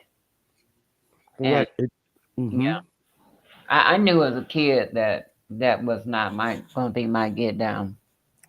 I It just definitely doesn't teach equality. It mm-mm. always teaches um It doesn't teach lower. growth. There's no expansion of your higher self Hmm. at all. You'll never expand and reach out into who you are truly on this planet and why you're here in Yeah, it Christianity. doesn't teach equality. That's why they have such a hard time passing laws of equality, because all of us, the majority of us, are have the Christian mindset, and they find it's very difficult for them to keep Christianity way of life out of laws and politics, because they don't feel that the woman is put underneath. Mm-hmm. So I I no, and I'm not saying in Asian cultures the woman is uh excelled, but I just think Christianity causes our people to have very closed minds, and they don't, it's difficult for them to think outside the box, because they tell you, I don't care what nobody tell you, you stand on that word. You know what I hate about, well, I won't say hate. What I dislike about Christianity is that word sin. Mm-hmm. Sin. It's like, huh? What? How can you tell me I've sinned because I don't believe the way you believe, or I don't want to come to church, or it's like, Yeah, that's the that's the dagger, and that's what happened to our people. That was, Christianity was the greatest separation to all people. mm-hmm, All people. That's what separated all of us. You have some of our people thinking that the Bible wasn't written for nobody but them, which is a lie. It's just um it's it's just terrible. It separates white from black. That is the book, and it tells you in the book that Christ is not the author of confusion. That's not true Bullshit. because everybody's terribly confused when it comes to Christianity. Mm-hmm. Here and with Buddha, it just teaches you for your individual self. And this is it's the first book that I've read where I don't have to be and learning about internal self, where I don't need to be in front of a congregation of people. In the four walls, Correct. behind closed doors, It listening to teaches the you preacher how to, hollering and screaming and carrying on. yeah, it teaches you how to understand your personal responsibility within yourself. Hmm. And it teaches you how to uh deal with people I think on all level. one of the greatest lessons I learned in my practice of Buddhism was about forgiveness, forgiveness of others, and forgiveness of myself, and patience. Yeah. I like the psychological saying. I swear it just sticks with me. Like when you're angry and upset and you're really ready to flip out on somebody, and the best thing to do is transfer the energy into an animal or something. Well, I know I'm not going to transfer it into a dog because dogs could be dangerous. They can bite you. I would rather transfer it into a roach or an ant, something very small, and because you could step on it. So I like that. It's a technique, or it's a technique to get rid of anger within you. Transfer it to somewhere else, especially when you're having a conversation and you just standing in your head, and you know, some of us have a hard time keeping things in our head. We just say it, like me. I have a salty mouth, Did you read but what Ben Haley said? not yet. I have a salty mouth sometimes, and before I want to spurt it out, I could transfer it into a little bug. Just think of a bug or a fly that I transferred it into, Hmm. and I can begin continuing a better conversation. So I really like this guy. I do, this Gishi. So let me get back to reading. I experience deja vu all the time. When I was younger, I used to ask my mom, why would I have this remembrance? She would explain that my spirit would never die. She would always say, keep living. That sounds about right. Keep Hmm. living. But I'm really into, you know, well, I didn't do it so right in this life, but the next life, I'm going to make sure that I make a much more positive difference. I like that. Hmm. Hmm. See, in Christianity, I don't find that. Yeah. That's why I can't. I need something that's really gonna. We need something to instill in our children's minds that really works, and this works. This is why so many people, believe it or not, when you from India, they believe in Buddha, and people from Korea, they are so humble. Yeah, they want your business, but in general, they are real humble. They are. Yeah. Sadly, say we've here in America, our people, we've all been indoctrinated with the same information, so we're all gonna act the same. A lot of us react the same. So many of us, not all of us, but when you deal with other cultures of people, they handle anger differently. And I happen to like the way Buddha speaks about how to deal with it. But let's get it, y'all. I'm not finished reading. Let's go. Um, Our dearest wishes remain unfulfilled, while the things we dislike appear with ease. Or if we fail to find good friends, or having found them, we are soon separated from them. These two are due to the ripening of our past negative karma. Even minor annoyances, such as interferences in our daily routine, or the disconnect that underlies so much of our life, are the result of non virtuous karma accumulated in previous lives. That's where we stepped off. Previous lives. From this, we can see if we want protection from suffering and from the danger of lower rebirth. We must try not to commit any more negative karma. And we must also try to purify the negative karma that we have already committed. There are 10 principal non-virtuous actions that we should avoid. 3 actions of the body, 4 of speech, and 3 of the mind. The 3 non-virtuous bodily actions are killing, stealing, and sexual misconduct. The 4 non-virtuous verbal actions are lying, divisive speech, hurtful speech, and idle chatter. And the 3 non virtuous mental actions are covetousness, malice, and holding wrong views.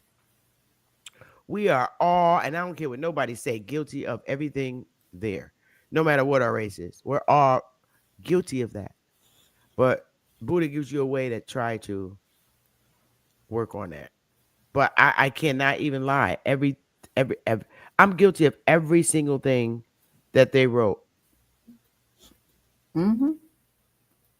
It's The part. It's a content. part of being human. It's a part of being human that we go through these things. That's all. It's just a part of being human. Mm, You know. I'm guilty of all of that.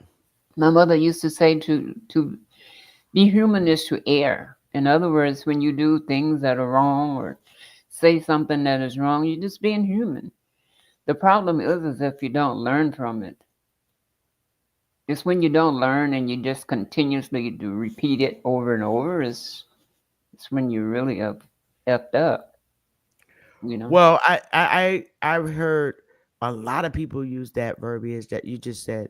It's part of being human, but there's things in humanality that we have to fix. Mm-hmm. It Of because course. who made it part of being human? You, the individual. Mm-hmm. I believe that we're all responsible for our own actions. That's a We are. fact. We are indeed. And as far as a child, okay, it depends on the age that you want to set a child at, because at you we're supposed to be um training our children from birth. Mm-hmm. From birth, letting the baby know you can't get the bottle anytime you want it. From birth, literally. Mm-hmm. We got to feed them though. Get them on a schedule. From birth, we have to train our children. But the problem is, a lot of us, and I was on Saint Netta's channel the other day. We raise our children to the I'll be best right of back. how we know how, but are we really raising our children right? I think as women, and I'm keeping it a buck, when it comes to our men, we baby them. We baby our children, period. We tell, oh, he's only 2 years old. He shouldn't be getting that kind of homework. Why he's only, no. We have to start there because babies know more than you think. They just can't talk. We baby our men um when we baby them even as grown men, and that's disgusting. To me, that's disgusting. We don't allow our young men to be men. We spoil them. We have to teach them how to be men. We can't spoil them. That's why a lot of our men are the way they are. They always seem to look for someone who could take care of them like their mama did. Or always, a lot of them do. I'm not saying all, because then people get all personal and shit. And that's not what I hold over here, but it's just so many of them are men. We don't raise them. Get your own place. For the most part, a lot of our men move in with a woman, and that's bad. It should really be the other way around, or you move in with each other together. A lot of our men do not grow up to get their own car, their own um place to live. They don't grow up that way. They always end up moving in with somebody. So that tells me that we have to teach them to grow up and move in their own place. Don't move in no house with no woman. But my father told my brothers, look, don't move in no house with no woman because she could put you out. Why you want to move somewhere where they could put you out? Men, we got to teach them how to be men. They have to learn to be responsible. A lot of our men don't understand responsibility. I'm not saying all women do, because we got our gold diggers that spend and don't take care of business. They want to buy all these clothes and look cute to go in the club, but you don't want to pay your light bill. Now you're struggling to make arrangement with the light company, the gas company, your cell phone. We have to raise our children to take care of the most important things first, especially if you have children. You should never have to choose between paying a light bill. If you have children, paying a light bill and getting a $9.99 outfit from Temu online. So we have a lot of work to do in our community as parents, as aunties, as nanas. We do. We freaking suck when it comes to that. We have to start the disciplinary very early, like in other countries. Some countries, they're forced to learn trades. They have to because they have no other choice. Here in this country, it's a lot of leniency. We're not forced to take up a trade, but they know a great scheme. It's called getting welfare benefits. So it's very lenient over here. We're spoiled. Whereas in other countries, oh, you either get a job or you don't. They don't have the welfare system.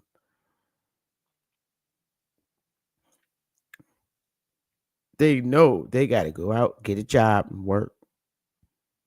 Here, we're spoiled. And that's purposely done because if all of us worked, everybody would be on the same level, and that's not what they want. This country is built on hierarchy shit. They always want someone to be with all the power, and they don't realize that there are still slaves. They really believe that we really believe that we're free. We're not. We're free to a certain extent. It just looks that way because we have to get up and go to work every day. That's what slaves do. That's what indentured servants do. We have to get up and go to work every day, whether it's your own business or you're working for somebody else. Every time you work for somebody else, you're under that slave master's command. You have to do things the way they want it done. So that's how a slave master operates. See, we were led to believe that we're not slaves. All zip codes. If you get up and you go to work and you're working for somebody, you are an indentured servant. You are truly an indentured servant, whether you want to believe this shit or not. The people in that talk on the news channel, the news broadcasters, they're indentured servants too. They get paid to do what they're supposed to do. Do you think they're sitting up there telling a news story the way they want to tell it? No, they have to do it the way their master tells them to do it. And that's what Mhm. Americans have to understand. We are still indentured servants. That never stopped ever. Slavery did, but indentured servitude did not ever stop. Slavery, if you go to jail, you're a slave. You have no rights. And whatever you do in jail, you're working for free. That's slavery. You have no power. You have nothing. You are Mhm. locked up and you are ordered around by correctional officers based on the way the commissioner of correctional services says this is how it's going to run because that's why he's appointed. So slavery is still true because you do something bad, you go to jail. You are now enslaved. As Indians, we've been in slavery for a long time because a new colonization came in, a new colonization came in, and you choosing not to do things the way their laws tell you to do. Now you will go into slavery. You're going to jail. Every time you mess up, you're going in and out of slavery. That's always been slavery. When someone comes and conquer your land and you don't do the things the way that they conquered it to be, or laid it out to be and laid about how it's worked, you're now enslaved. That means imprisoned. And there's different types of imprisonment. They didn't have um, parole officers back then. It was you can enslave on somebody's land. That was a different type of punishment. Instead, all right, here's your choice. You're going to either go in prison on this reservation, which is a jail, and you're going to be locked up on a reservation, or you can go and work in Mr. Carlson's land, and you'll be there enslaved, and he's going to be watching over you while you're enslaved on his land until you know how to act right. So that was the choice. You either go in prison on a reservation, which is Riker Island, or the judges have a little bit more leniency. All right, we won't lock you up behind bars. You can go work on Mr. Dixon's plantation, and you're going to do 5 years because we didn't have halfway houses. That's enslavement. People don't understand that. When your land is conquered, you're not cooperating. All right, enslavement, you go. You're an enslaved Indian. But they had enslaved white folks. They had enslaved all folk. But people are not seeing it that way until they really think about it. Well, damn, now I really, okay. Now you know what enslavement is. The Indians is still enslaved. We still enslaved Indians because now we're cooperating. And the way to get them to cooperate, well, let's let them go to church. They got to know the way of life we want here. Go to church and you be all right. And you know how to act on the land. You all can get along. And that's crazy because you got the black church and you got the white churches, separation of churches. And that's like funny. How are y'all godly people and your churches are separated? But anyway, let's get it, y'all. Ooh-wee. Okay. From this, we can see that if we want protection from suffering and from the danger of lower rebirth, we must try not to commit any more negative karma. And we must also try to purify the negative karma that we have already committed. And those are the 10 principles that I read. There are 10 principle non-virtuous actions that we should avoid. 3 actions of the body are 4 of speech and 3 of the mind. The 3 non-virtuous bodily actions were killing, stealing, and sexual misconduct. The 4 non-virtuous verbal actions are lying, divisive speech, hurtful speech, and idle chatter. And the 3 non-virtuous mental actions are covetousness, malice, and holding wrong views. These are explained fully in Joyful Path of Good Fortune. The best way to avoid committing negative actions is to practice consideration for others. Okay? Since everyone, even animals and insects, want to be happy and does not want to experience suffering, we should try never to harm any living being. If we kill even a tiny insect, this is a non-virtuous action because it causes great suffering to the insect. Oh God! Now I feel like this book make me feel so yucky inside because I Girl, because I kill ants. I so I step on ants. I don't like ants. a little side note. When I was in Islam Mhm. has some of the same theology that or beliefs that killing insects like spiders. I have this thing with spiders, I hate spiders. and they always say that you try to catch the spider and send it back outside. Free it, yeah. Mm-mm. Shit. I I was do not like spiders, mm, and Willie be freaking. I freak him out when it comes to spiders. It could be dark in the room. I'm the only one that could sense there's a spider over my head. mhm. And we be in the dark in the bed, and I'll be like, I see a spider crawling down the wall. It'd be pitch dark in the room. It'd be pitch dark in the room. He's like, "You serious?" I cut the light on, and I said, "Please hurry up and kill it." And he's so goddamn slow on his feet. I be getting so pissed. I'm like, "Please do not let the spider get away. Kill it." And he going around looking for stuff. I said, "Dude, here's a piece of tissue. I'm not as tall as you. Squish that bitch on the wall. Squish it in the tissue. Now go flush it down the toilet." I'm not tall enough to catch them because they always up in the creak of the wall somewhere where I can't reach. And when I cut the light out at night, they come out and they bite me. I'm the only one that gets bit by the spiders. Mm-hmm. Well, they don't get bit. He's like, I don't understand this. Yeah. Even my daughter, I'm like, they hate me. Yeah. Yeah. It's something about me and bugs. And it used to bother me, when I first. But as you in life, you're gonna come across bugs, ants, flies.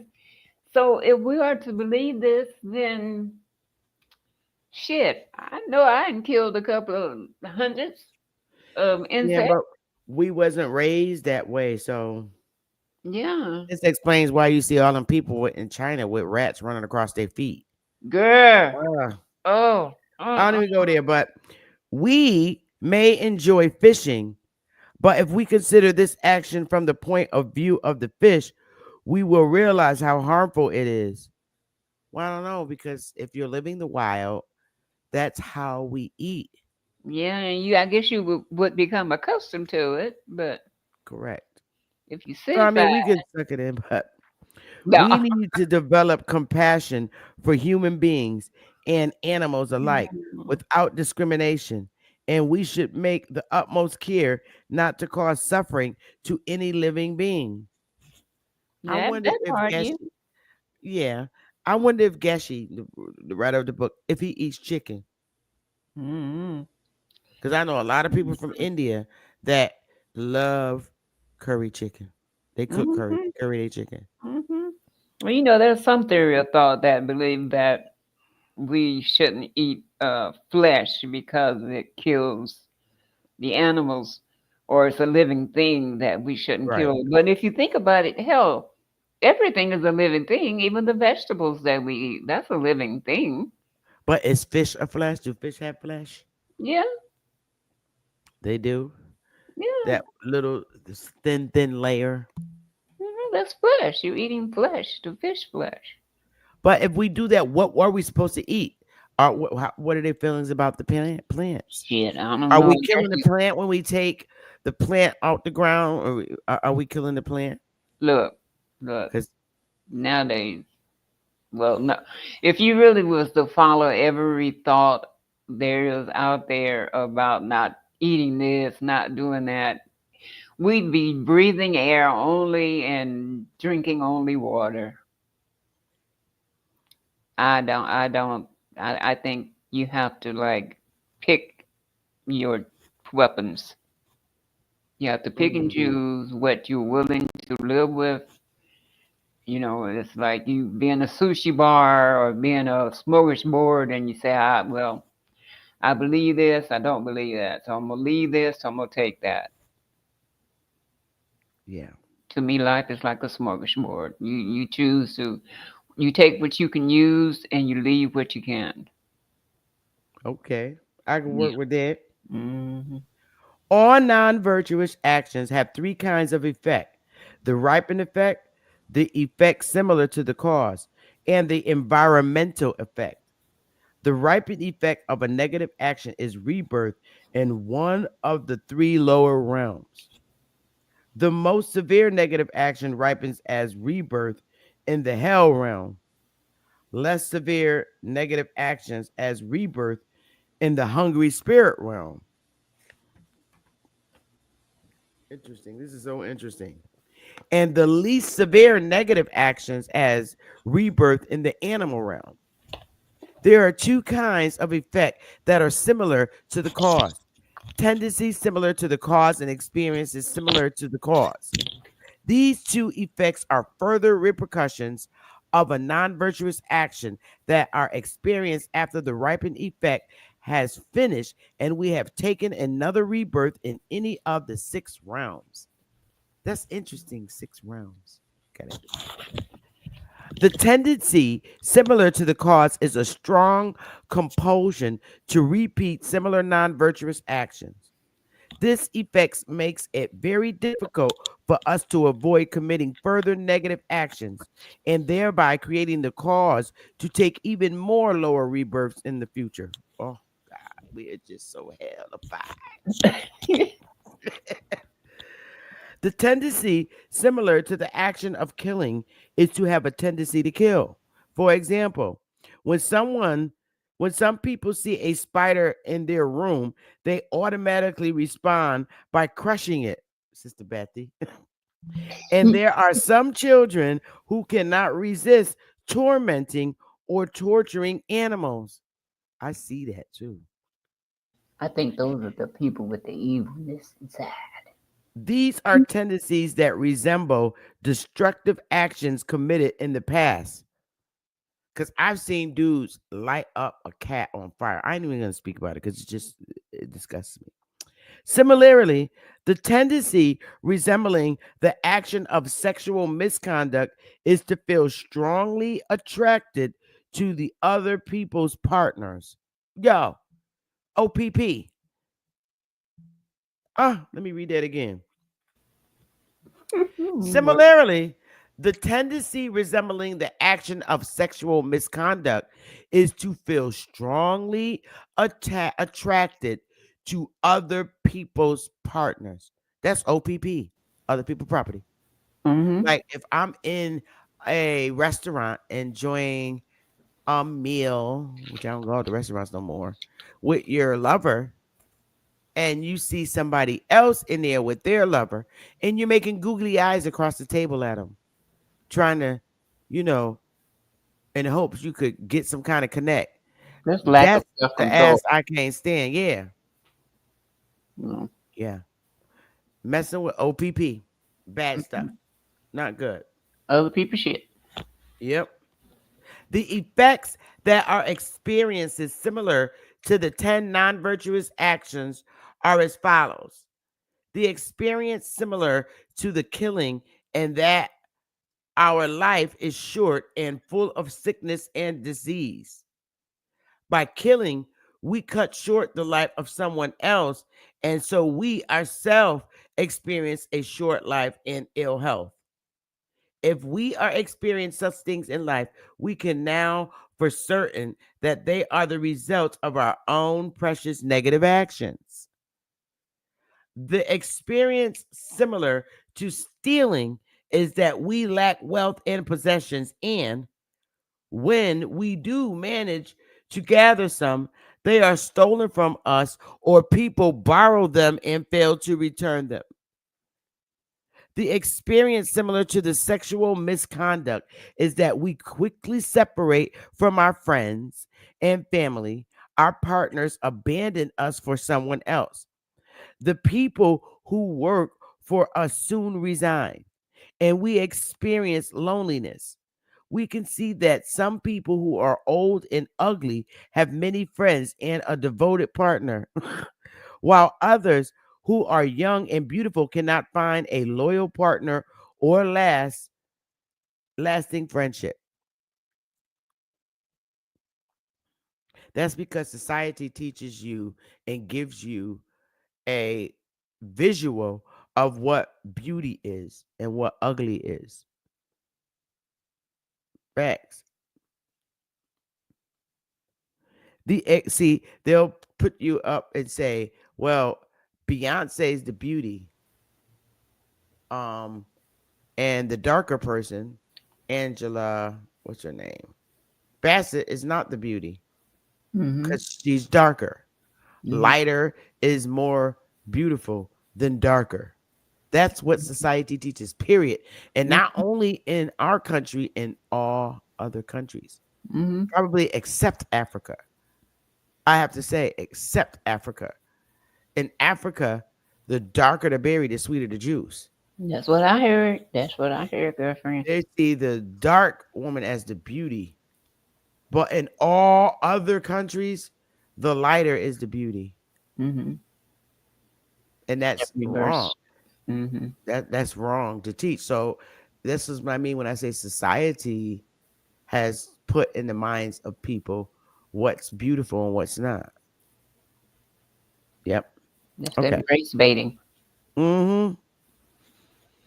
The experience similar to lying is that no one trusts what we say and people do not listen to our advice. The experience similar to divisive speech is that we find it hard to develop harmonious relationships with others. The experience similar to hurtful speech is that others say unpleasant things to us and speak badly about us. Whenever someone hurts us by speaking offensively and sarcastically, we can recognize this as the result of our own previous harsh words. The experience similar to idle chatter is that people do not take seriously what we say. They regard us as foolish and do not pay attention to our comments and opinions. The experience similar to covetousness is that our desires are not fulfilled and we fail to obtain what we want. The experience similar to malice is that we are constantly prone to fear and we panic in dangerous situations. The experience similar to holding wrong views is that we have great confusion and find it difficult to develop wisdom. Moreover, when we hear or read Dharma, we are full of doubt. If we find it hard to remove misconceptions and attain spiritual realizations, this is the result of our clinging to wrong views in the past. Go ahead, honey. I know you got something to say. Huh? Oh no, You got something to I say. was listening. I was listening. Oh, You on something fire. to say. Go for it. I really like this, boy. We're almost done with karma. The third effect of negative action is the environmental effect.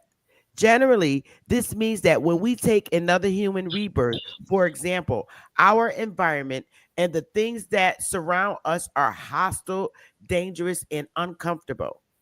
The environmental effect of killing is that the place in which we live is poor and it is hard to find food and other necessities. The environmental effect of stealing is that the place in which we live is barren and plants and crops will not flourish there.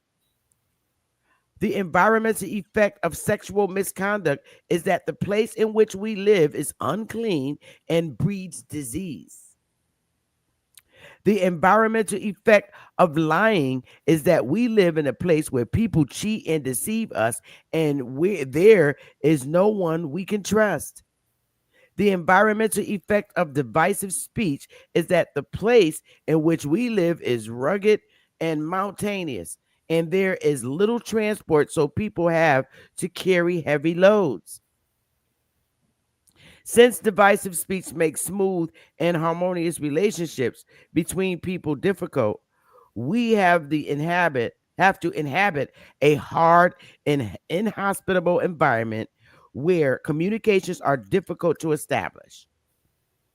The environmental effect of hurtful speech is that we have to live in a place where there is dense undergrowth or plants that sting and tear our flesh, causing us discomfort whenever we move about.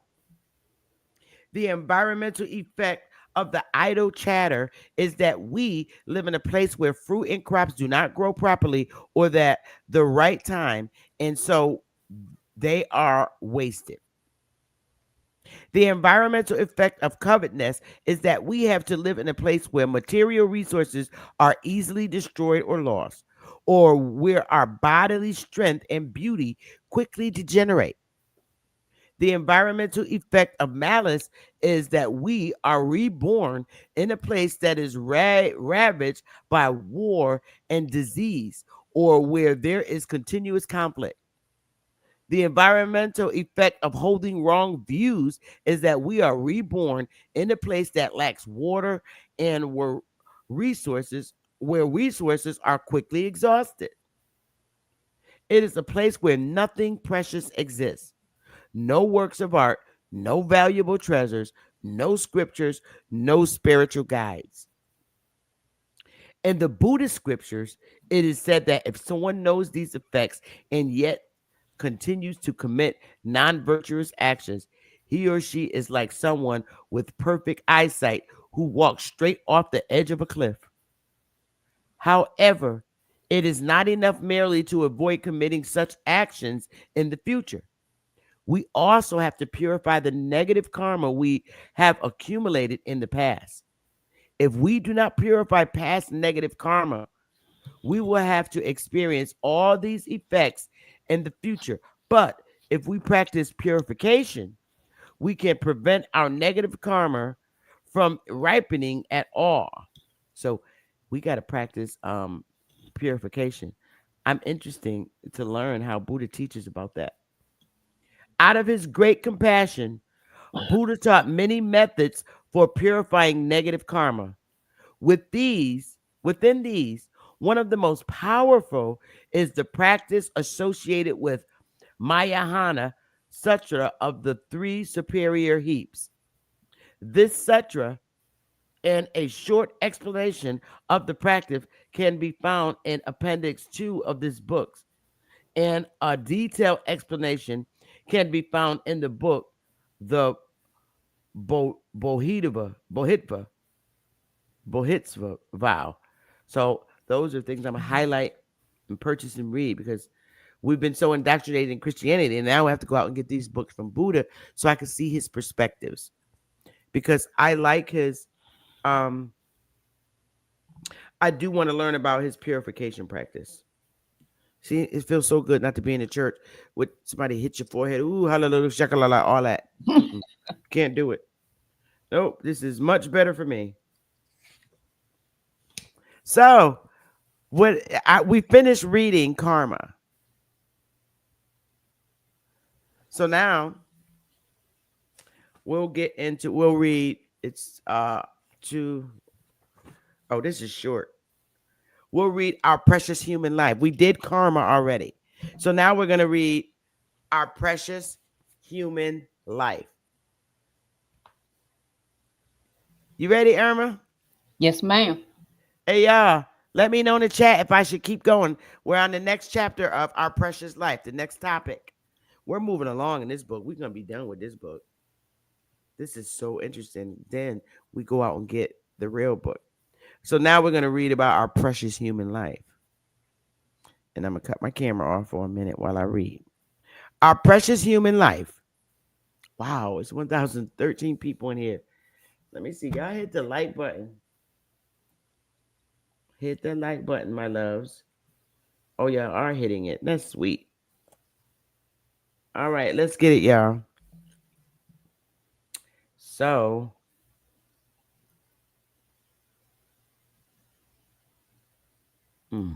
okay. Our precious human life. As we have seen, it is possible to take rebirth in any one of the 6 realms, depending upon what kind of karma ripens when we die. This time, we have taken rebirth as a human being. And so now we have the opportunity to enjoy all the advantages of a human life. If we contemplate these advantages, we will realize that this life is very precious because it presents us with a unique opportunity for spiritual development compared to an animal life. For example, a human life generally provides many advantages, such as good food, shelter, and freedom from predators. But the greatest advantage of being human is the special opportunity we have to develop our mind and thereby to free ourselves and others from suffering. A human life has almost limitless potential, but we will be able to realize this potential only if we first learn to appreciate it. Therefore, we need to reflect again and again on the special opportunity we now have. If we develop a deep appreciation for the preciousness of this life, we will definitely make a determination to use it wisely. Then we will feel that our life has become truly meaningful. Mm-hmm.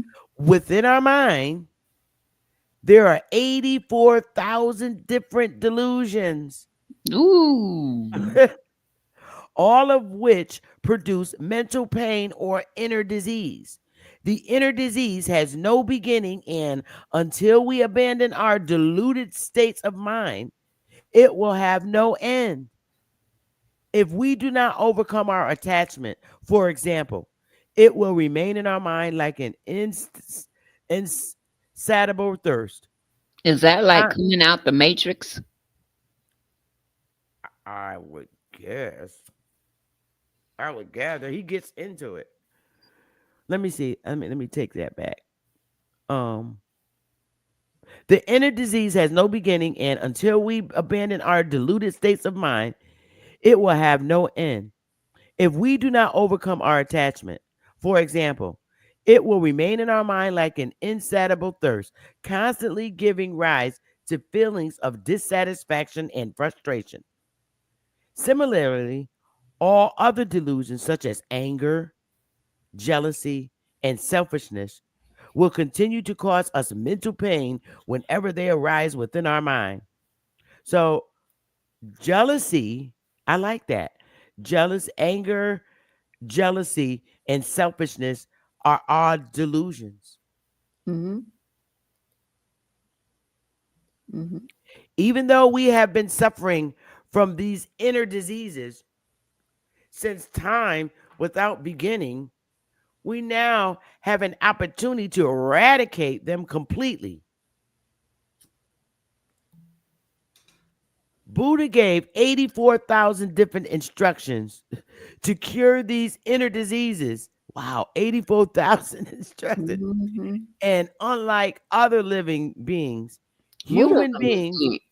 yeah, Buddha gave 84,000 different instructions to cure these inner diseases. And unlike other living beings, human beings have the opportunity to receive these instructions and put them into practice. Oh, we got to get them 80,000, 84,000 instructions. We need them bad in the hood. We need to put them instructions and lock the people in the house until they read all of them. Yeah, good luck with that. Good luck with that. I know, right? Um, Thus, by relying on Buddha's teachings, we can use our human life to gradually reduce and eventually eradicate altogether our delusions and all the pain and suffering to which they give rise. Generally, there are three ways in which we can use our precious human life to realize its potential. We can use it to ensure that in future lives, we will be born as a human being with all the conditions necessary for a happy and meaningful life. We can use it to attain complete liberation from suffering, or we can use it to attain full enlightenment or Buddhahood for the sake of all living beings. With the human mind, we can understand that the existence of past and future lives.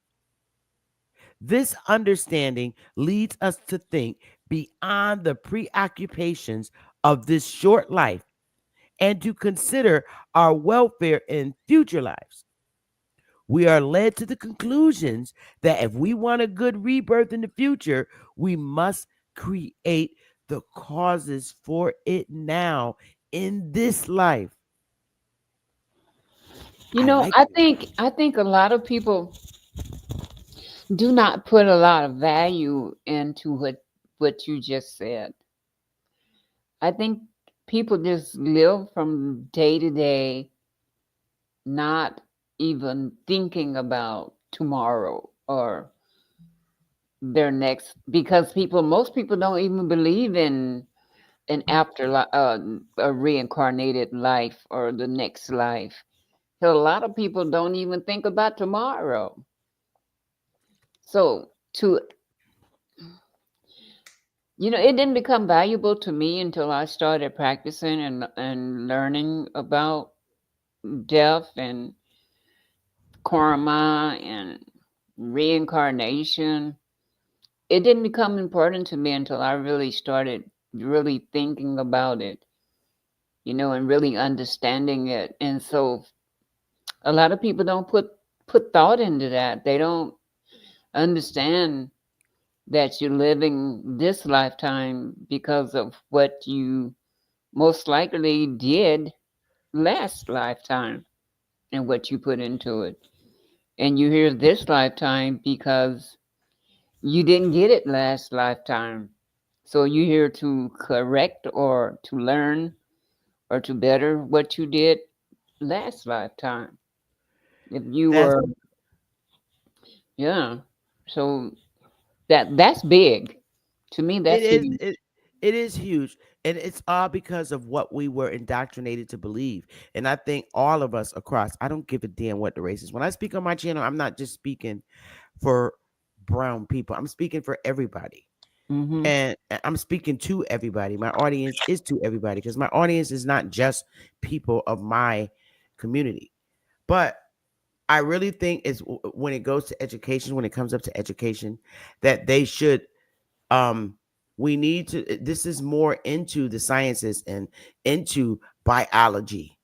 This Mm-hmm. falls all into biology for real because we're not properly taught about biology.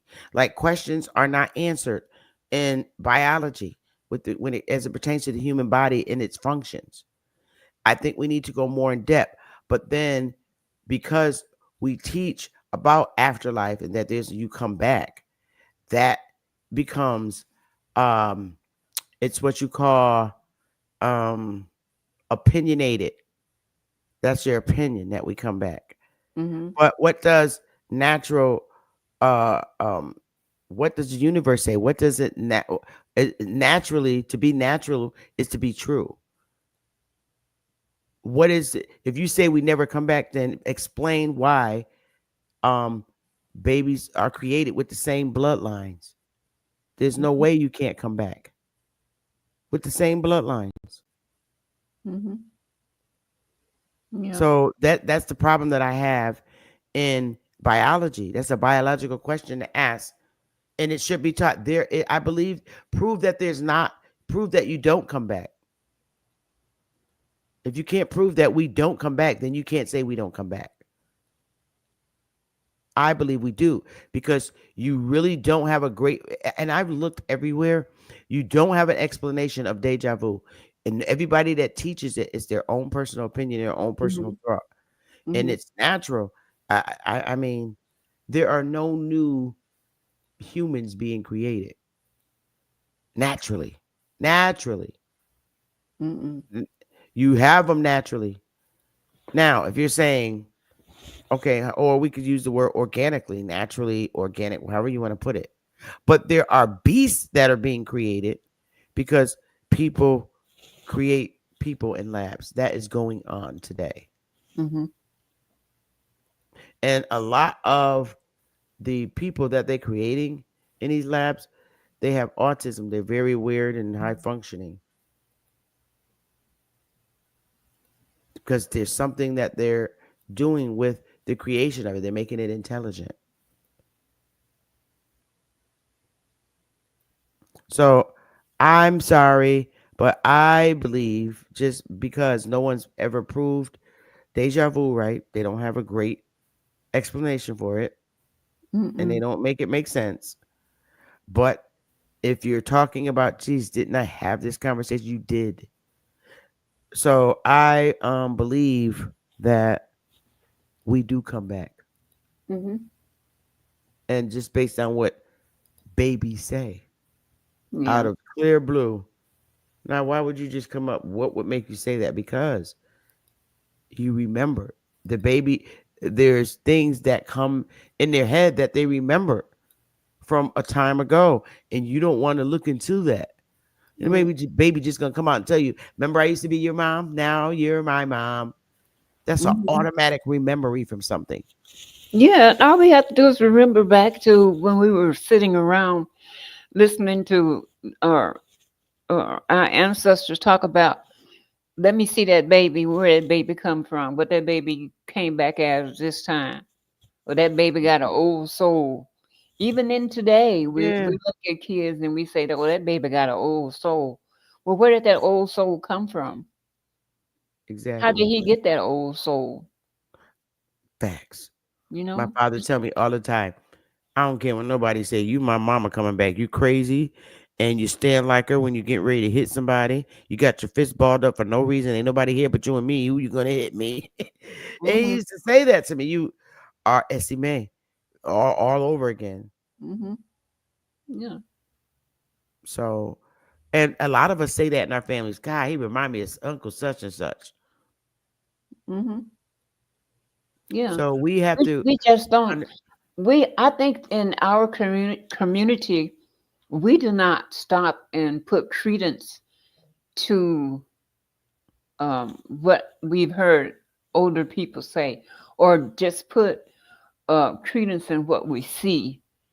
We I think that we live such a fast-paced life that we don't stop and look at what we see around us, what we hear, what we live. You know, we just take for granted that Christianity has taught us all that we need to know and that we're just living day by day and that's all we have to worry about and there's nothing past that. You mhm. know, I was always the type when I was little, I was always listening to the old people. They used to always say, get away from around here, listen to old folks talking. Get away from here listening to grown folks Right. talking. Well, but yeah, you Well, couldn't sit around going folks. But see, but that's you where gotta I wanted educate. to be. Right, because you want to learn. And what makes us want to be around, we have to figure out as children what makes us want to hang around elderly. Because we probably came back and we feel we have a right to sit there. Hmm. Nobody discussed that. It's like these are things that we have to put a hamper on and say, wait a minute, why this little child want to sit around grown folks and don't want to run her little butt outside with everybody else? Maybe I because want to that's hear what you're Aunt, talking about. yeah, that must be Aunt Lula. And Hmm. she probably thinking, what the hell you telling me to go? Because she is that person. Uh-huh. I want Because to hear what you're talking about. We were talking about this before I died. I just wanted, you know, I yeah, think you never know. I think that I think people remind you of who you were. I think that different conversations can help you remember if you really pay attention. People will say things that will remind you of your past life. They'll help you tap back in to who you were Mm, in other lifetimes. We just have to be astute enough to pay attention, slow down and pay attention, you know. I Yeah, agree. yeah, 100%. yeah. I agree. Yes, there was things that they were saying that we should not have heard. They felt, but if you were an ancestor coming back, they didn't know that inside of you was that person that they lost. Right. You know, you may not even known that you were that person coming back, but Correct. something instinctively inside of you knew that you were the person coming back. You know, the shit gets I deep. agree. Yeah, it's very deep. And this is why I say that we have so much that we need to learn about ourselves. We can no longer sit around and let other people teach us about ourselves. And that's across the board. I'm talking to all zip codes. You can no longer sit around and allow people to lecture to you. You got to start thinking And eventually, I believe we will automatically return to who we were powerfully. Mm-hmm. And it's us keeping us from that. We got to start back studying our minds instead of always going to somebody's school to learn. That's where the control comes from. All right, you learn the two, you want the twos. And the only way you're going to get the twos is when you go somewhere else to learn. But then you take those same tools that you learn and you work it on yourself. You don't stick with somebody else's rhetoric. Mm-mm. You got to find out. You can't find yourself in somebody else. You can't find yourself in somebody else. Yeah. The only way you can get out is to go within. Your Correct. way out is not out. Right. You want to Like with learn. me, I learned a lot in grad and undergrad school. But I don't believe all that stuff. I'm going to use the tools they use and try to enhance what I already know Mm-hmm. and dig more deeper into it. Mm-hmm. Let me Yeah. finish reading. We're going to finish this up and then we're going to stop and come back another day and do meditation because that's a segment all by itself. Oh, Because I'll yeah. tell you why in a minute. Um, there are 84,000 different solutions. Oh, we already read that. With the human mind, we can understand the existence of past and future lives. Excuse me. Oh, wait a minute. Did I stop over here?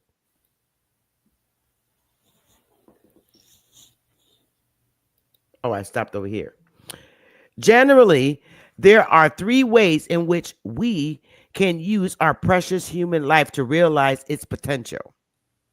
We can use it to ensure that in the future lives we will be born as a human being with all the conditions necessary for a happy and meaningful life. We can use it to attain complete liberation from suffering, or we can use it to attain a full enlightenment or Buddhahood for the sake of all living beings. With the human mind, we can understand the existence of past and future lives.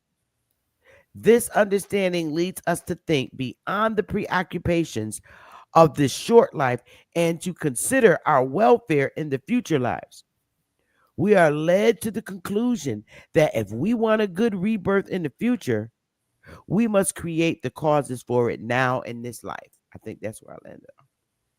How can we do this? We can create the cause for a human rebirth in our next life by practicing moral discipline in this life. We can create the cause to have an attractive body in the life by practicing patience. And we can create the cause to enjoy abundant wealth and resources by practicing giving. We can create the cause for our wishes to be fulfilled by engaging in virtuous actions with a joyful mind. We can create the cause to have a calm and peaceful mind by practicing meditation. And we can destroy our ignorance and solve all our inner problems by improving our wisdom. And wisdom is getting education, getting educated. Mm-hmm. We can create the cause to enjoy good health and a long life by protecting life and helping the sick. And we can protect ourselves from lower birth and ensure that we are reborn as a human being or a god by making offerings, prostrations, and prayers to the Buddha his Avisas, and What do other you, holy beings. question? What do you think lower birth means? Um, well, I would say lower births is based on your bad actions from the past. Could be. I don't know. Basically, what he was saying, that's basically what he was saying. You know, lower birth, like when you come back, you just gonna in your next life, you're gonna be a miserable son of a gun because you're so evil. And the way to get rid of it is doing the opposite, practicing greater things. So to promote future better lives when you come back. Hmm. Basically, in a small nutshell, but we gonna get there in the Okay. real book. These are his opinions now. Gishis. I'm gonna go get the real book this week from out of Barnes and Noble and read that one. I like doing it live. Forget a Zoom. The world needs to hear this. In Hmm. short, we can use this human life to create the cause for any good conditions we wish to experience in the future. Non human beings, such as animals, do not have this opportunity, no matter how skilled they may be at other things. For example, some animals are very clever at hunting and finding food, and birds are very skilled at flying. But animals cannot practice moral discipline or even develop the wish to practice it. All living beings can, um, all living beings, even worms and insects can commit negative actions, but only human beings have the opportunity to purify them. For example, if we recite with faith the names of the 35 confession Buddhas in Mahayana Sutra of the three superior heaps, we can swiftly purify even the heaviest negative karma. This sutra can be found in Appendix 2. However, even if we are reborn as a human being in the next life, we will still not be free from suffering. All living beings within the six realms experience one problem after another. They have to endure the sufferings of the birth, sickness, aging, death, disappointment, frustration, and so on, again and again in life after life. The cycle of uncontrolled death and rebirth pervaded by suffering is called samsara. As human beings, we can understand how we are trapped in samsara, what causes us to take rebirth in samsara, and how we can escape from it. With this understanding, we will naturally develop a wish to escape from samsara and attain permanent freedom from suffering. This wish is called renunciation. If this if with this motivation we engage in the spiritual practices of moral discipline, concentration, and wisdom that are explained in part 2 of this book, we will eventually eradicate all our delusions and attain complete liberation from samsara and all its problems. Complete liberation from delusions and suffering, however, is not the greatest goal we can accomplish with our human life. If we consider the plight of others, we will see that all living beings are trapped in samsara, experiencing terrible sufferings in life after life. If we then rely upon Buddha's Mahayana teachings, we will be able to develop great compassion for all these suffering beings. Seeing that the only way we can protect them from suffering is to develop all the skills and qualities of a Buddha. We will make a strong determination to become a Buddha for the sake of all living beings. This special mind is called bodhicitta, bodhicitta, or the mind of enlightenment. Once we develop bodhicitta, we become a bodhis, Bodhisattva, Bodhisattva, and Bodhisattva. enter, Bodhisattva, and enter into the Bodhisattva's way of life. Did I say it right? Bodhisattva. Yeah, Bodhisattva, Bodhisattva, Bodhisattva, Bodhisattva, and enter into the Bodhisattva's way of life. The essence of the Bodhisattva's way of life is the practice of the six perfections. The perfections of giving, moral discipline, patience, effort, mental stabilization, and wisdom. These are explained in part 3 of this book. If we practice the six perfections sincerely, eventually we will attain full enlightenment and become a conqueror of Buddha. Just as Prince Siddhartha used his human life to practice Dharma and attain full enlightenment, so can we use our precious human life to do the same. If we realize that his precious human life has such great potential, we will feel extremely fortunate and we will decide not to waste it on meaningless activities, but to extract its essence by practicing Dharma. And that ends our precious human life chapter. Tomorrow, we will discuss meditation, which is what I want so bad. Because in Christian church, I I just couldn't take it. I wanted to know how to pray. How do you pray? And I didn't like their way. Oh, kind of all that. No, that's not how I want to pray. So, in place of prayer, meditation works for me. Because who am I praying to? Who am I praying to? If Buddha is Buddha, I want to be Buddha too. I feel equal to anybody that has gained powers. I feel equal. And I think every being naturally on earth should have the same power. I don't think there should be no unequalness. And that's what Christianity teaches. The man, woman subservient being below. But wait a minute. In these times, a lot of women are paying the full cost to be the boss. So that's not equal. She's out busting her butt. You sitting your stinking butt home. Nah, that's inequality at its finest. So, but I don't want to get into relationships and all that stuff. But I want to better myself.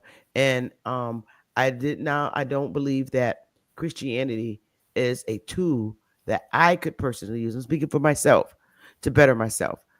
I kind of like this because it teaches equal. It doesn't teach that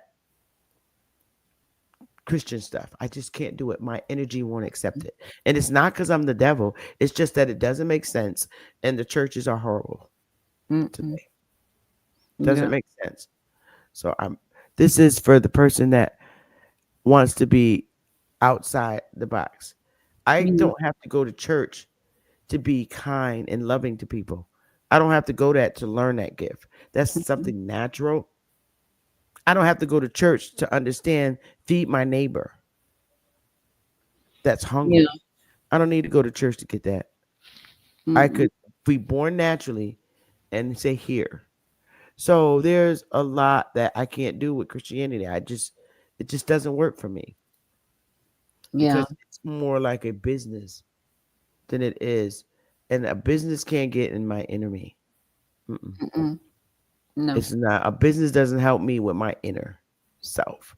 No. So this is why I'm reading this and I'm sharing it, and I know that I'm reaching a lot of people. It's 1,003 people in here, and other people have these questions too. Some people are so fearful in leaving their uh, congregations and places of worship, and however, whatever coping mechanism they use, they're so afraid to leave it because of the harsh indoctrination. Mm-hmm. I was not born with a bunch of people in my mother's womb.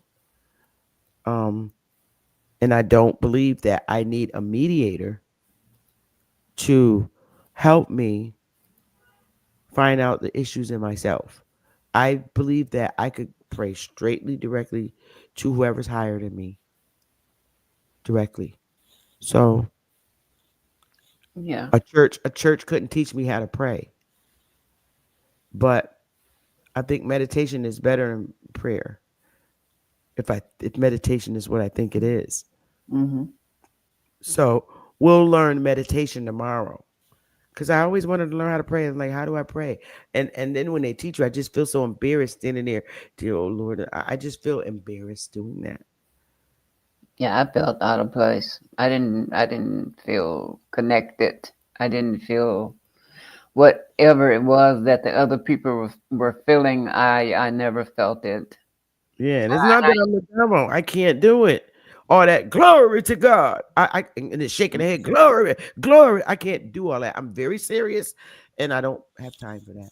Mm-mm. This Buddha meditation seems to be better for me because I could sit in my Yeah. room and not be disturbed and be in private, in the privacy. Uh, Whenever I did go to church and I would see them, clapping and jumping all around and praising God and crying, I I don't would like look it. at them and I would think to myself, is there something wrong with me that I don't feel what they're feeling and I can't identify with what they're identifying with? It's like, is there something wrong with me? It's like, what is going on? Why come I don't feel that?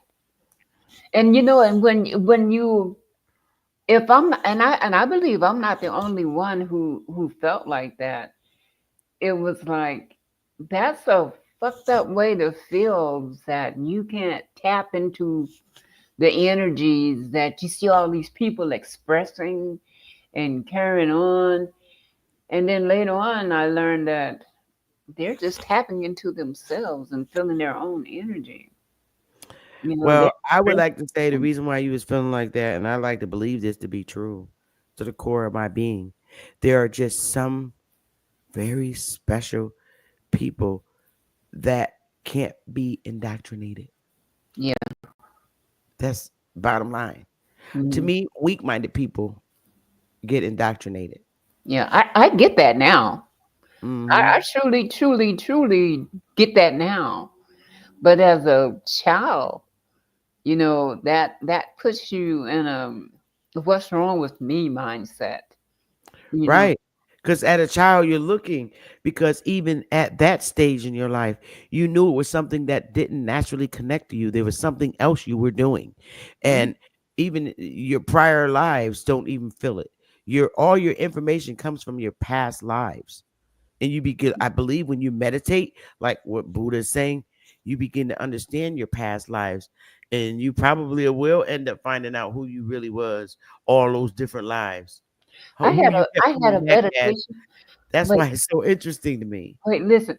I had a meditation session one time where when I came out, when I could hear what the meditation was. It was an in session meditation with other people, right? And when the meditation was over, I could hear the people, you know, counting down to the end of the meditation, but I couldn't come out of the meditation. I felt myself rocking, a gentle rock, and it was like I couldn't come. I couldn't. I don't You know. were able to single them out. And to me, I believe, see, that's what I don't like. You was with a group of people. I don't want to be in a group. I don't think you should be in a group of with a group of people. Only reason why I say that, because when you're born, unless you have a twin, you and you're both in different sacks. Sometimes you're in the same sack. I didn't come with a group of people. You need to be by yourself so you're not disrupted when you're meditating. I don't Yeah, believe in being in groups. Now, monks do it differently because they have their thing, monks. I'm not being a monk, but meditating differently, you're dealing with yourself.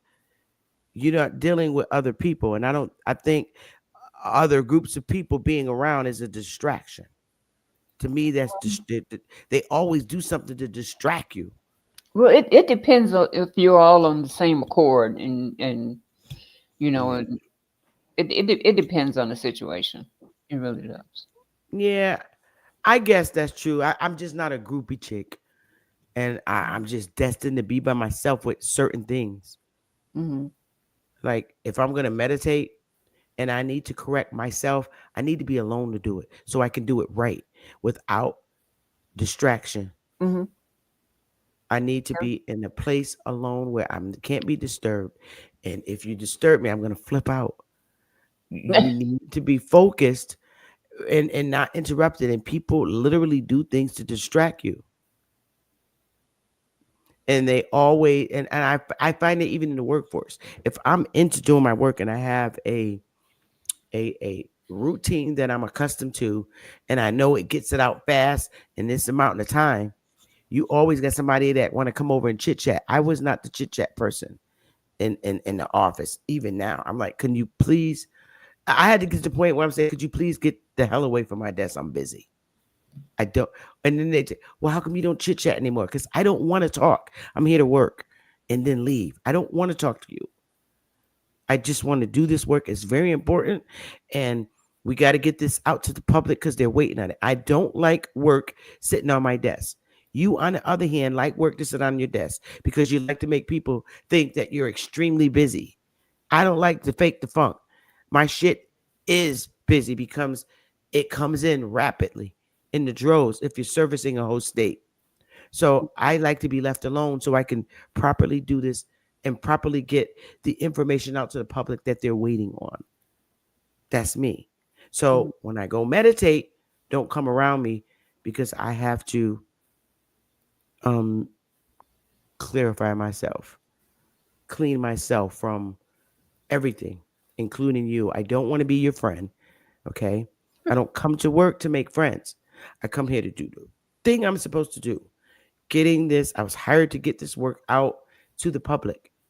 And that's what I want to do. I want the public to be happy. I want the public to compliment state work because oftentimes public are horrified by state work. They they're horrified by it. And I understand them when you're waiting on someone to take care of something for you or make a decision and to keep the public waiting is just horrifying to me. I think it's a disservice. So I like to work alone so I can get things properly out, done right, and make the public happy because I'm a public servant. And that's what I want to do. But I don't come to make friends. I come to do work. My friends are the people that uh, you know, my associates are the people I'm with outside of work. And you're not welcome to join me in my private life. My Yeah. private life is mine. I might hang with somebody you can't stand who you think is crazy, but they ain't. I know they ain't crazy. But my personal life is my personal life. I don't mix business with pleasure ever. So, me, I need to meditate on um being more nicer to people that generally just want to have a conversation with me. But to me, my first thought, you're trying to be nosy. And for the most part, people are. They really want to know if you're having sex. So they ask you the questions, I can't at stand that. work. I can't They stand that. Oh, they ask you the question, oh, you're dating? That's basically, are you fucking? yeah. You might as well say, So "Can I I don't come make sit in friends your at work. I don't want you in my business. Don't worry about it. Mm-hmm. How about this? I'm not interested in you. I'm just here to work and leave, but I don't get close to people at work. I feel work is work. We have a working relationship. Now, if we're talking about this specific work assignment, yeah, we need to have a real conversation about this work assignment. But once I leave, don't follow me because I'm going to hang with Pookie and you know you're scared of him. But anyway, y'all, I'm going to get out of here. This was great dialogue. Should Yeah. I? Oh, I can't open the panel. It's really late. I got to get the rice on. I'm going to come back tomorrow after work. And I know the West Coast is 3 hours behind, and I have a lot of people on the West Coast, and so I really try to make the times in link with the West Coast. So what I'll do is probably go live tomorrow about 5, because smoke goes on between 8 and 9. So I try to be community oriented. BAP comes on in the morning and smoke goes on at about 8. So my live times, I don't give a damn. And I'm saying this, who is live between 3 and 5? I'm going live. The people I wait for is either smoke or BAP. So I work within their time frames. Bap goes on in the morning. Smoke. I come on, and they can go live when I go live. I don't give a damn, but I'm just saying, showing my respect. I Mm-hmm. don't care who's live between 3 and 5. I'm going live between those hours. I might go live at 3. I might go live at 4. I might go live at 5. You go live, that's your business. But out of respect, I know BAP goes live and stays on long. And I know Smoke goes live between anywhere between 7 and 9. So I make sure that I'm not live. I do that for me, but I don't give a damn if you live at the hours I'm going live. I got to do my show. I have an audience and they like this. We'll have dialogue tomorrow about human life if anyone has anything to say, because I got to get out of here Okay. and go get my rice. I'm hungry. And it's 5:30 here. It was a great show. Plus, we got to take Sammy back to Job Corps because he came home for this weekend. We got to get him back to Job Corps. He's doing great. And That's Job good. Corps, this is the That's best good. decision Willie made for him. We got to get him back to Job Corps. And I start my work week 6:30 in the morning at my dad workstation. So Hmm. I enjoy doing my job. They keep me busy. Be ba ba ba. Okay. We'll have a So great. I love you, Copper Engine. Maybe I'll give you a call later when I get relaxed. Okay. Talk Okay. about a few things, love. Okay. But I love y'all. Hey, Straight Smoke, Othello, love you. Cosmon, Cal. Hey, I'm sorry I didn't open the panel. Hey, Sammy, Focus Mind, Anthony Lowe. Um, I'm sorry I didn't open the panel tonight, but I really need to go and get my rice on and get myself comfortable. We'll have a Um, great. Well, it's only two here, so yeah, we'll have a it's great 5:30. day. I don't know what time Smoke going live. I was thinking about maybe when I come back, but I really don't like to tap into when he goes live. It's Mhm. enough. Maybe tomorrow we can dialogue about, use the first hour of the show to talk about the human, all of what I read today, so people can come and give their input Oh, tomorrow. That the first hour. And then the second hour, we're gonna start reading about meditation because to me, meditation is prayer and correctiveness within. hmm. So the first hour we'll discuss what I read today. All But I right. love you Stay guys. great. Have a good one. Cory Booker, I hope you're listening because you should be a Buddha now, Cory Booker. Become a Buddha, Cory. We know you're not going to be a monk because you probably have sexual behaviors Uh-oh. that you can't stop. So Oh, you don't that. have to be a eunuch. But Cory Booker, maybe you should become a monk. And you, Jasmine Crockett, start studying Buddha, child, because they got you being a fool in Congress right now. Oh, Leave Lord. Trump and Elon Musk alone. Leave them alone. Mm-mm-mm. Poor All baby. right, y'all. I All know, right. right? They just messing with Trump like something terrible. Mm-hmm. They just That's mad. It's a that's 'cause hateration. that's 'cause he and Leon. Oh my God. What That's you gonna say, because Leon Spanks? uh, that's because they digging into their business and uncovering all that dirt they did. Exactly. Hmm. So, Yeah, they trying to stop it. oh, let me put this in the chat room for curious about the jazz song he likes. Her name is Wendy. Okay, let me put this in here for curious. Curious. I'm glad they stopped singing that stupid song. We haven't heard that crazy ass song no more. Oh, Wendy. WNDY. Damn. DYMARCINI.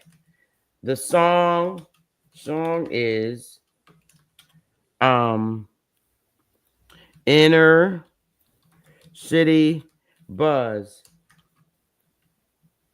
And you can find it on Epic Sounds. If you Google Epic Sounds, she's on there. I'm gonna try and email it to you. I hope it could be emailed, but I'm gonna try and do it. If you're listening, curious one. I think you can. I've emailed some songs to me before. Okay, so that's what I'll do. I'll email the song to him. But all right, y'all. Love y'all. I'm about to go and cook my rice so we can eat. Bye Okay. bye. Enjoy. Talk to you later. Thanks, Irma. I'll call you. I'll call you, Irma, later. Okay. All right. All Later. right.